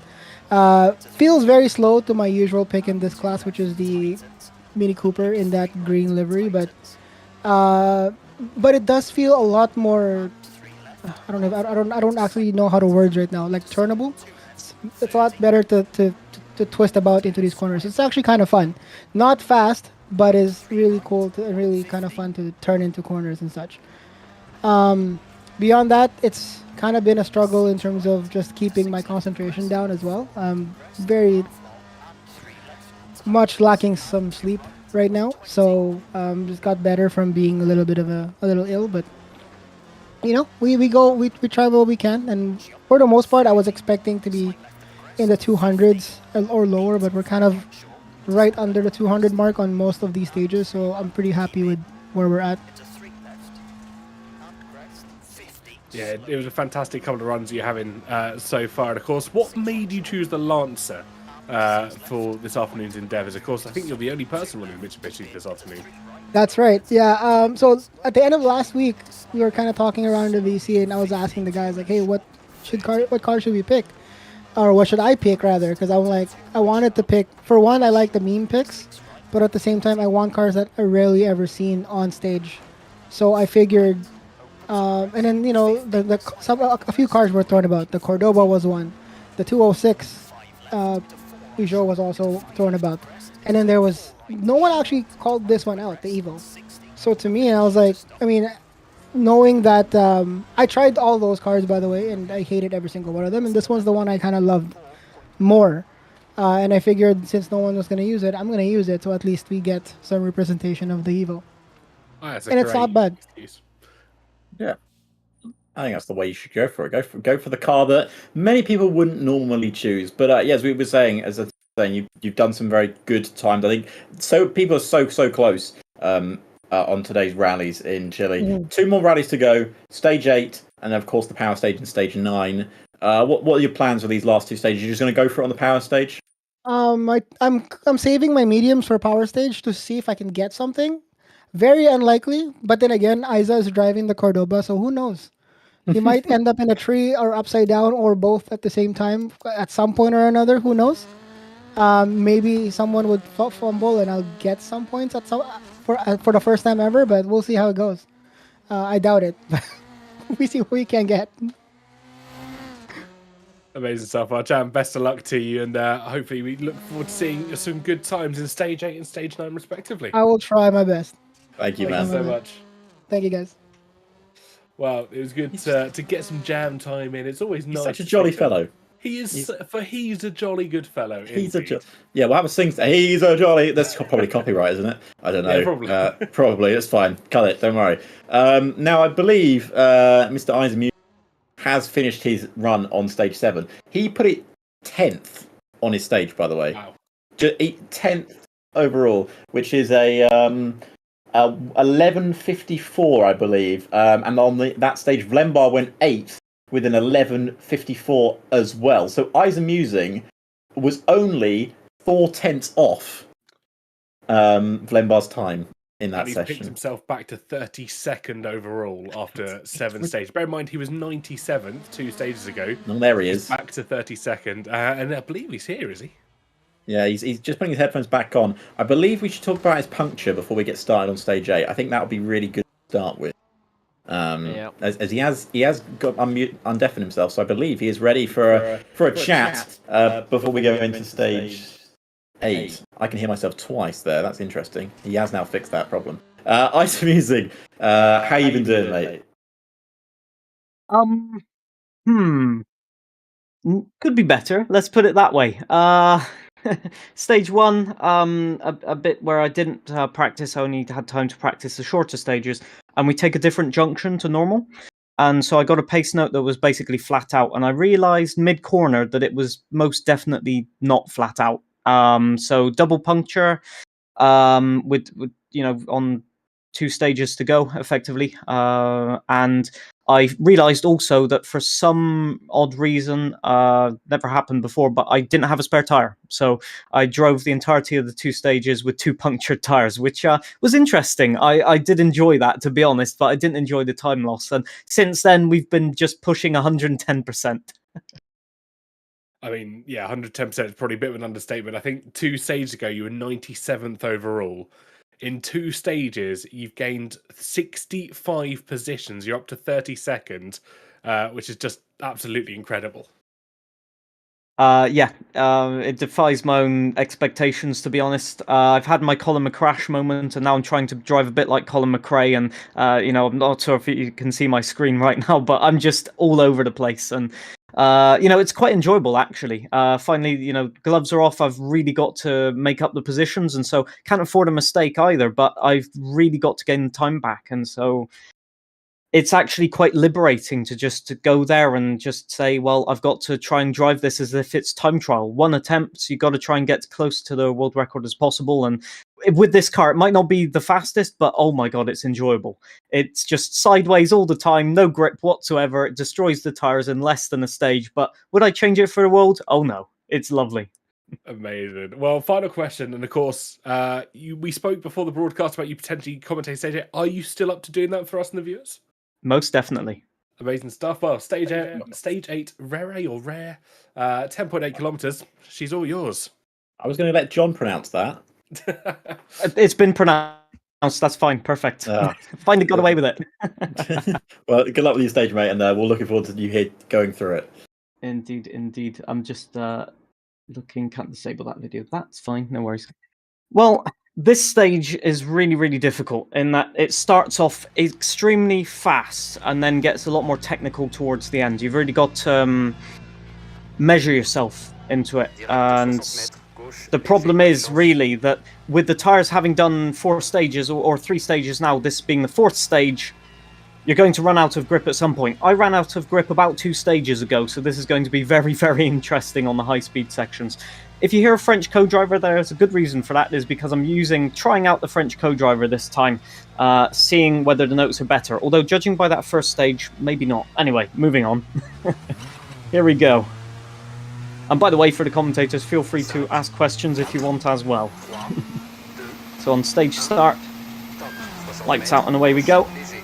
You've got a long drag up the hill where you just want to keep it as flat as possible and get as close to the trees as possible, you know, hop all the way over the roads there. And with this rally, you really want, especially with these old cars, you want a, you know, rear brake bias so that you can really chuck the car into the corners, carry the momentum. As I said, the tires are completely gone at this stage, so the rear tires are more like Formula 1 slicks. So going up the hill, you know, you've got to also keep the torque in the optimal range. You know, the rally cars, unlike most other competition cars, don't operate over revving effectively. So you've just got to be mindful of when you feel the car is losing momentum a little bit. So as you can see, it really opens up onto this top section. You've got to carry, again, try and keep it flat as much as possible. And try and get that 6th gear, although we're a little bit offline for the moment here. Recovered it very well. But as you can see, most of it is just absolutely sideways, flat out. And the thing is, especially on a very technical rally like this, you've got to push 110% for those last 5 seconds. There's no other way of doing it. There's no other sort of smoothness that you can bring into it to gain that time back. There's very little grip on the stage. You've got to go and find it. And sometimes it can be found offline here because of the difficult camber on the stage. You can see sometimes that the road is in positive camber here, so you can, or that's negative camber actually, the other way around. And this corner is positive camber. So you've got to really just look at the roads, judge what you're seeing, and see if you can, for example, ditch hook here and get it rotated. But it's easier said than done, that's for sure.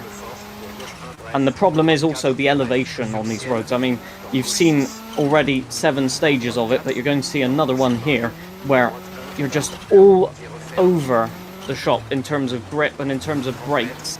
Because you've got to do effectively trail braking plus handbrake plus accelerator sometimes to get the car rotated into the corner. And if it sounds complicated, it's because it is, and it takes probably hundreds of hours to perfect the techniques, which is why every single time that I have somebody ask me, you know, what can I do to get better, just practice. There's nothing else that you can really do about it, especially on gravel rallies. Richard Burns Rally Driving School is another great way to learn techniques, but watching other people is a great way to do it. So as you can see right now, we're going into a very foresty section, very twisty, lots of rocks and hidden obstacles, so you've just got to ride the wave, as they say, although we're pretty far from the coast here, I think.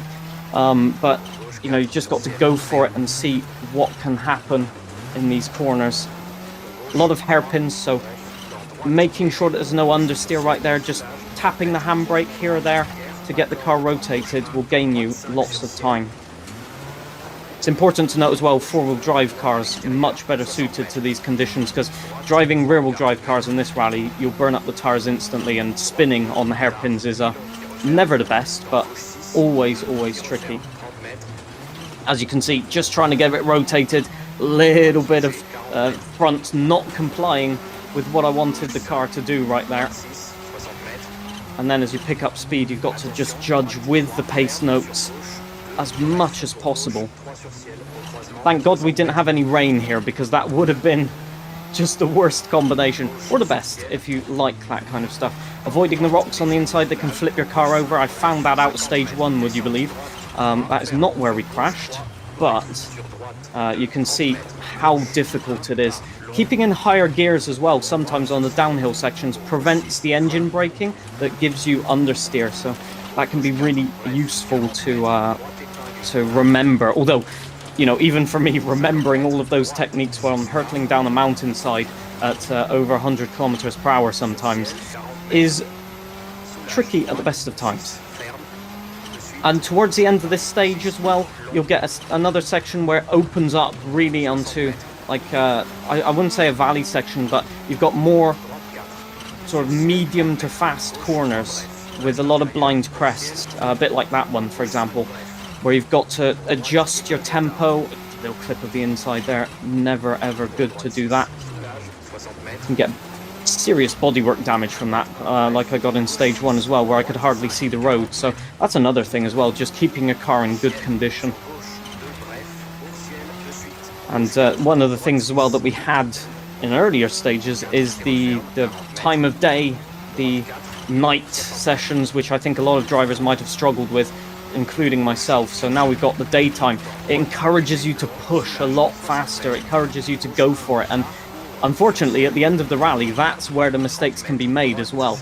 You know, when you're so used to driving cautiously, you can really just get out of habit with taking these cuts, with keeping it flat out on these turns as much as possible. Just, I was holding the wheel there, praying that it was turning in. Thank God this car is legendary in terms of the handling.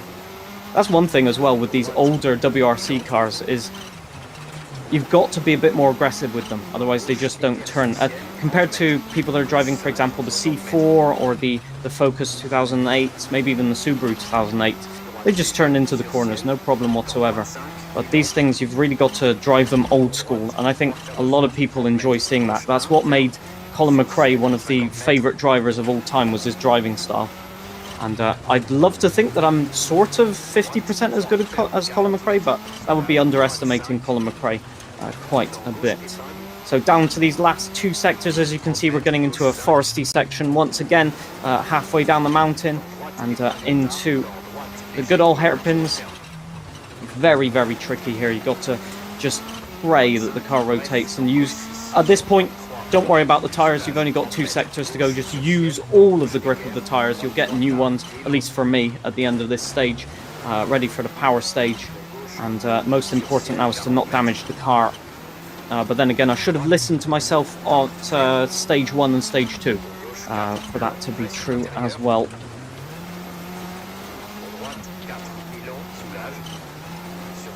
Keeping it full throttle all the way around. A lot of it is about weight transfer. If you've got the car going one way, you can easily flick it to go the other way and then rotate the car, and that's how you gain time in these rallies. You'll notice that the people gaining a lot of time, the people that are very confident, they just gain time in the corners by carrying that momentum. And really out onto the bottom, where I have a very, very strange deja vu section with this road, a few corners after this. And indeed on that one, I hit a rock like that, and I rolled instead of going up the bank there. That was a bit of an interesting final couple of turns right there. And across the line, 7:32. I have no idea if that's a good time. Felt good, but the tyres are gone. Yeah, P7, P8 over there. Fantastic run from you guys. Absolutely incredible. And still be able to get a top 10 time whilst talking us through your run. And as the graphic said, 51% as good as McRae there. Fantastic, fantastic run. Yeah, still a few seconds off of Lembar. He's really going for it. You know, he's incredible pace. But you know, at this point, I'm looking behind me on the leaderboard to see how many places I can. You know, Ryan's doing a great job, but there's no way I can catch him. Same for Ambient Mike. But there is a world where, for example, I can catch RC JPH. I'd have to look on the overall leaderboard for that. But yeah, interesting commentating on it, to be honest. You know, it's a different... I remember there being a TV program where McRae did the same, and I was always fascinated with trying that myself. And there you go. I got to try it out. Well, I reckon you will be able to catch Ryan. You're only about 25, 30 seconds off of himself. It's one JPH stage to go. Slightly up the roads, about 20 seconds quicker than Ryan had been. No, about 10 seconds quicker than Ryan's been going. So it's still close amongst the. I mean, you're placed 29th at the moment. Overall. You're ahead of Kamikaze by a few positions as well. Yeah, I've got to pay attention to that, not make a mistake and get another puncture. Commander Biz, 10 seconds to Commander Biz. I think that's the maximum unless anybody makes a mistake in the power stage. But you never know. We've seen it happen before. It's rally. Anything can happen. And I'm certainly putting people under a lot of pressure just by pushing flat out. So I think power stage got to push, got to try. I don't think I'll be able to do it, but got to try and deny Vlembar of those power stage points. Yeah, who knows? But we're having the time of our life, let's put it that way. Amazing stuff. Best of luck for the power stage, Isaac. We're going to leave you be as we have got the first cars out on their power stage runs. We'll check in with you after it concludes. Hope everything goes well for everybody else as well. Thank you. Thank you so much, Isaac. Pleasure as always. Well, let's get ahead to the power stages then. Aerotech and Punju, our first runners out here, Alex, and they're nearly done. Yeah, they certainly are. I mean, our producer was screaming in our ear to wrap it up. I mean, I couldn't hear my own thoughts how loud he was. But we are on stage 9 now that I've also been pronounced. Hualqui, I think is how I'm going to go. Hualqui. That's probably pretty good. Now, of course, if you're new to Rally, you may not know why we call this the power stage and why it's so special. There is extra points at play this afternoon for the man or woman that tops the power stage. Certainly is indeed. So you get 25 for winning the rally itself. But if you are fastest on the power stage, at least amongst our creators, an additional 5 points comes your way, and then 4, 3, 2, 1 for the 5th fastest or the 5 fastest drivers over this final stage. And in the grand scheme of things, that's some good points going forward in the championship. Yeah, especially how close it is. And I'm, again, I'm using pulling off that lap and talking us through it was absolutely incredible to watch. I mean, he said before that we could ask him questions. I didn't want to ask him questions while he was doing that. He had enough things to worry about, let alone us just, talking in his ear. But that was quite incredible indeed. As Aerotech is about to come towards the end of the power stage, as the time on the board will be the first one to see. It is a 5:53 here in the power stage, and he is pumped about that time.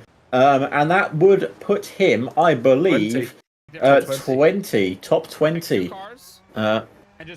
Which is pretty good for Aerotech. It hasn't updated RaceNet just yet. Just giving Commander Biz is top 9, I believe. And Cephalosis! 15 seconds ago with the That's an unfortunate place to slide your car, especially on the power stage as well. Halfway through, finds that Scooby on its side, which you unfortunately do with a lot of Scoobies at the moment. You certainly do. That is a shame. Yeah, Aerotech just inside the top 20, just 20th. Commander Biz is 9th according to our thing. Ryan's had a mistake as well. Oh, it's all going wrong for the guys on the power stage. As it so often does, the pressure that you find yourself on the power stage, the wantingness to do well. I think again going to trip the outsides there. The car taking a right battering for Ryan. I think maybe got into his head a little bit too much. You can see the time just crawling away from him compared to his best ever. And that's rather unfortunate. Punju and Jam there. Watch on board Punju. He's coming up towards the checkered flag. Let's see what he does. He starts to celebrate, I think, already. And that's a 5:14. That's not, can't be a 5:14. 6:14. I was about to say. A 5:14 would have been quite incredible if he had pulled that off. I think he was quite happy with it overall. Ryan, I'm sure, and Cephalosis won't be as happy with their runs, but due to those incidents. But I'm sure they will be coming towards the end of their stage runs just now. As you mentioned, TK, the power stage, yes, it's a stage where you can gain a lot, but you can also lose a lot on this power stage as well. Absolutely. I mean, Isaac Easing was talking about just how close it's going to be between himself and Ryan, and obviously he said he might not have caught Ryan without a mistake, and that is a mistake in itself. Not only one, but I think a second one for this run in itself in towards the barriers. Fortunately, didn't go further down the side of the hill and manages to get the car going once again. But mistakes are starting to creep in for Ryan. A little bit of lapse in concentration as he clips the banking once again, gets the car going. That's the most important thing, but he's over 4 seconds down on his time. Isa is still going to have to pull an amazing drive on this power stage if he wants to challenge Ryan on this leaderboard. Oh, he's got a reset penalty as well. Right at the end. And that's given him another 5 seconds. He's got a 6 minutes. I mean, Ryan, even with Isa Musing not commentating, managed to curse him. Poor Ryan, commentated by Isa Musing once again. Oh, how's that the same thing? Ryan, yeah, there's a lot of disbelief on Ryan's face. I don't know where he got that cut penalty, and I think if there were stewards here in WRC, we certainly see an appeal being pushed forward to them. And Cephalosis more focused at the moment on making sure that his Subaru gets to the end of the rally. The wheel flicking around as he's trying to keep the car pointing in the correct direction. The wipers going and all. And as we head down towards the checkered flag, we now see Vlembar, Jam, and JPH. Jam only moments away from crossing the finish line as well. And it's Cephalosis into a tree and a puncture as well. Doesn't have a spare tyre. He doesn't have a spare tyre, but he's right at the end. He's he got the. Oh, see, there's a guy standing there. He's taken out the marshal. Now he's got to stop by a marshal. 6:30 for Jam and Cephalosis with a smile on his face, but I'm sure he's not overly happy with that. Now, these are the ones that matter. Top left, Lembar, of course, JPH there. Kamikaze in the bottom left as well. Yeah, 6:36. Definitely not what he would have wanted. I don't know where that puts him overall in the event. 170th. 172. 172. As we keep an eye on the others. JPH has finished his run of the power stage. We'll keep an eye on what he's managed to pull off here. And that has put him fourth. What a run that is. Just under ambient mic. By less than 1/10 of a second. Wow, fantastic stage for JPH. I'm curious where that puts him overall in the rally as well. And if that's anything to go by, yeah, fourth in the stage overall, JPH up into 14th. So at the moment, top of our creators as everyone still comes across their respective lines. I mean, that is quite an impressive time from JPH. I would be curious to interview him afterwards if he was ever ever likely to even be near that time. I think that was quite incredible. We know he's a fast man, but that was quite incredible to watch. Isa Musing, Vlembar, and the three that we want to find out what they can do on this power stage. I mean, TK, if you were a betting man, who's your money on? I mean, at the moment, if you've seen how quick Isa Musing's been, he's managed to recover from nearly 100 up to, 20-something? My money's going on Isa for this one. Even in that car, you think he's got this? Even in that car, yes. I mean, sales of that car is going to go through the roof after this, if he pulls this off. But Kamikaze and Vlembar are no slouches. Cami was a 4:27 through the Sector 3 split. So that's going to give us reference of both Vlembar and Isa Musing. Isa's next up to come through that sector and through that split here. 4:27 is what we're looking for on the clock at the top right. 22, 23, 24, 25, and he comes across the split there. 27-2. It's almost identical between Isa Musing and Kamikaze. And we're keeping an eye on Vlembar as well, as he's also about to hit that as well. He's on 4:25, 26, 27. I think he's a little bit behind. He's actually quite far behind. He's at 4:30. Oh, Kamikaze! Goodness me, 5:40.992. That puts him second overall. My goodness me, what a final part of that run it was. Well, let's see where Isa Musing's going to go if Kamikaze's managed to launch that car into second on the stage. What is our man from the commentary box going to be able to do? He counts down. He's got just under 30 seconds if he wants to try and chase down the man that has bested him through the majority of this rally course. Unfortunate punctures that came the way of Isa Musing, and the timer is not on his side at the moment. 20 seconds to go as we reach our way towards the checkered flag for himself. Vlembar's slightly out of it, but not too far, of course, when he's had good, consistent runs over the course of this rally. Isa Musing giving it all or nothing up towards the line. He misses the man on the left-hand side up towards 40.6. How's he faring? He's done it. He's done second in the power stage. what a final part of that run it was. He is beaten Kamikaze. Here comes Vlembar. He's going to be a bit further behind. The power stage did not go to plan from the man who was looking to win the power. 5:48 is nowhere near the man that's put it second, and that man is Isamusing 5:40.6. That is quite incredible indeed. Isamusing finishes 25th overall. Kamikaze 29th overall. Ryan 22nd. Commander Biz 24th. And we had JPH up in 15th. Ambient Mike up in 12th. Vlembar finishes 3rd overall. That is incredible run. I think this battle, this championship, could be going to Rally Kenya. And our producer said it will be going to Kenya, even with the win, as we are going to get Vlembar in. Vlembar, mate, you wanted that win in the power stage. Unfortunately, did not go to plan, but you did win the overall here in Chile. It will go to Rally Kenya for the championship. But what happened on that power stage? Because, I mean, having a look at time, 5:40 in that car, I'm sure you were as surprised as we were when we saw that cross the line.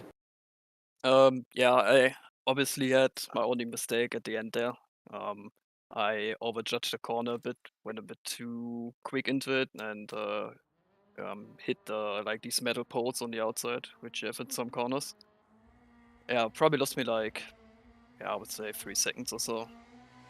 Obviously unfortunate that I didn't get a point then in the power stage. But yeah, overall win is still very, very good, considering Isa is 6th overall, I think now. I don't think he got this in the end, so yeah. If I'm not wrong, that's the 7 points difference which I have now to Isa for Kenya. So it's gonna be probably whoever wins takes it home. But yeah, except that last mistake at the end, I'm more than happy. I mean, you should be more than happy, mate. You were flying through this rally. I mean, the only reason that Isamusing managed to close in is putting some incredible performances on the last few stages. In that power stage, I think will go down as one of his best so far in WRC. Incredible to watch. But yourself, of course, Kenya is up next Monday, the final of season 6. Very different season 5. It says season 6 on the top. Championship 6, yeah. Have you just corrected me, Gareth, when you're wrong? It is Championship 6. It says Championship 6. Oh no, because we had the wacky weather in there somewhere for Championship 5. That's where that's come from. So it is season 5. It's season 5. Championship we've run on there. I apologise, Gareth. I'm wrong. Yeah, Vlembar's saying we're going to the final round in Kenya. How are you feeling about that? I imagine it's a very different rally to what we've just experienced here. Very different cars as well. I'm very confident for Kenya. Usually I'm very good in Kenya. I think, I don't know how it is with Isa. I'm sure he would say he isn't too good, but I wouldn't be surprised if he would be level with me. So yeah, I think the best I can do is just repeat what I did today, and then we have to see who is standing beyond top at the end. Amazing stuff. Well, Vlembar, congratulations on a win in Rally Chile once again. Sorry, Alex, didn't mean to cut you off. If you had anything further to ask? No, I was gonna jump in and ask TK if you had any questions, but it's all good, mate. We're all working through it. No, nothing to add. Vlembar, again, congratulations, and we look forward to. Well, I'm sure the guys in the broadcast look forward to seeing you next week. I'll be watching along from home. All right, thank you. Thank you so much. Thank you, Vlembar. Well, I think positivity, looking forward. He admits the mistake he made in towards the final power stage, but of course, it's consistency that really paid off in his favour this week. Yeah, he was consistent through the whole rally. I mean, you can say Isa got unlucky with the punctures he had, but Isa proved again why he's so fast. And I think we will finish with JPH as well. He was top 3, and we're going to bring in JPH because I think at the end of that power stage, we can say that maybe you weren't expecting to be where you were, but that was quite an incredible run of that power stage. How are you feeling after that, mate?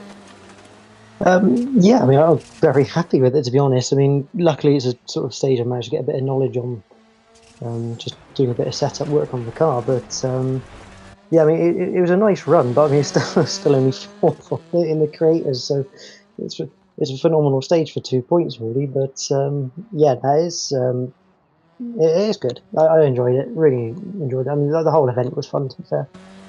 You know, Yeah. everyone was pushing hard, and I think everyone made the odd mistake here and there. So yeah, no, it was good fun tonight. Yeah, I mean, it looked good fun out there. Everyone was really pushing to their hardest and really proving why WRC is the place to be on a Monday night here at Creator Series. Of course, we have one last round one last rally, I should say, this season of Season 5, as I've been told by our producer. It is Rally Kenya. Very different to what we've just done here today. Are you as confident going into that one as you were in Chile? Yeah, I enjoy Kenya. I do enjoy the Safari Rally. It's fantastic, right? It's obviously nice, a bit more open, but obviously you got lots of rocks instead of little banks and stuff. The only thing is that Punju's put in some storm weather for us to deal with. So it's although looking at the real life Safari weather at the moment, it might not be too far off realistic. But yeah, it's going to be. I'm looking forward to Safari. It's always a good event. And yeah, we're back in the Rally 1 machinery, so it's going to be, it could be very tight between us all again because very equal footing. I mean, TK, you got anything else to add to here before we call the end to WRC today? No, just massive congratulations, JPH. It was a phenomenal drive for you in that power stage, and again, consistency over the course of the rally was just on your side this afternoon. Massive, massive congratulations. Brilliant. Thank you very much, guys. Thank you so much. Well, Alex, unfortunately, as all good things, this tonight must come to an end. We've seen a fantastic race. We've seen a fantastic rally. You only just see what Jared's I've done. only just seen what's happened. Yeah. We've had a fantastic rally over in Chile. Some fierce competition with Kamikaze and Isam using, I think, 0.3 of a second off each other in that final stage. It's been absolutely fantastic. Aerotech coming in with the raid as well, so massive shout out to everybody coming in. Aerotech, congratulations on the run from yourself. But Alex, where can they check you out at home if they want to do so just a little bit more? Well, if you want to check me out, you can find me at DefLink10 on basically any social platform from X to TikTok, Instagram, and I stream mostly daily on Twitch, if I don't forget.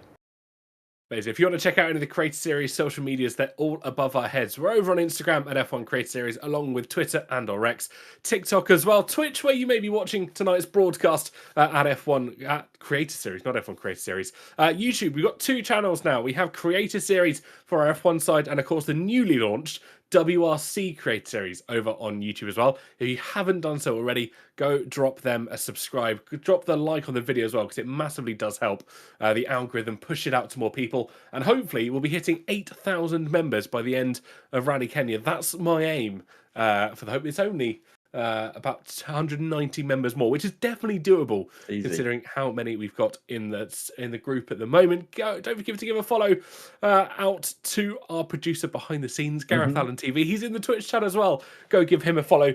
That'd be much appreciated. And of course, if you want to come race or get involved, feel free to click the link in the Twitch chat or go to linktree/WRC Creator Series. That has a link to our Discord and or the RaceNet Club to come along and join. As for myself, I've been at They Call Me TK, also known as Tom Knight Rises, Trash Can as well.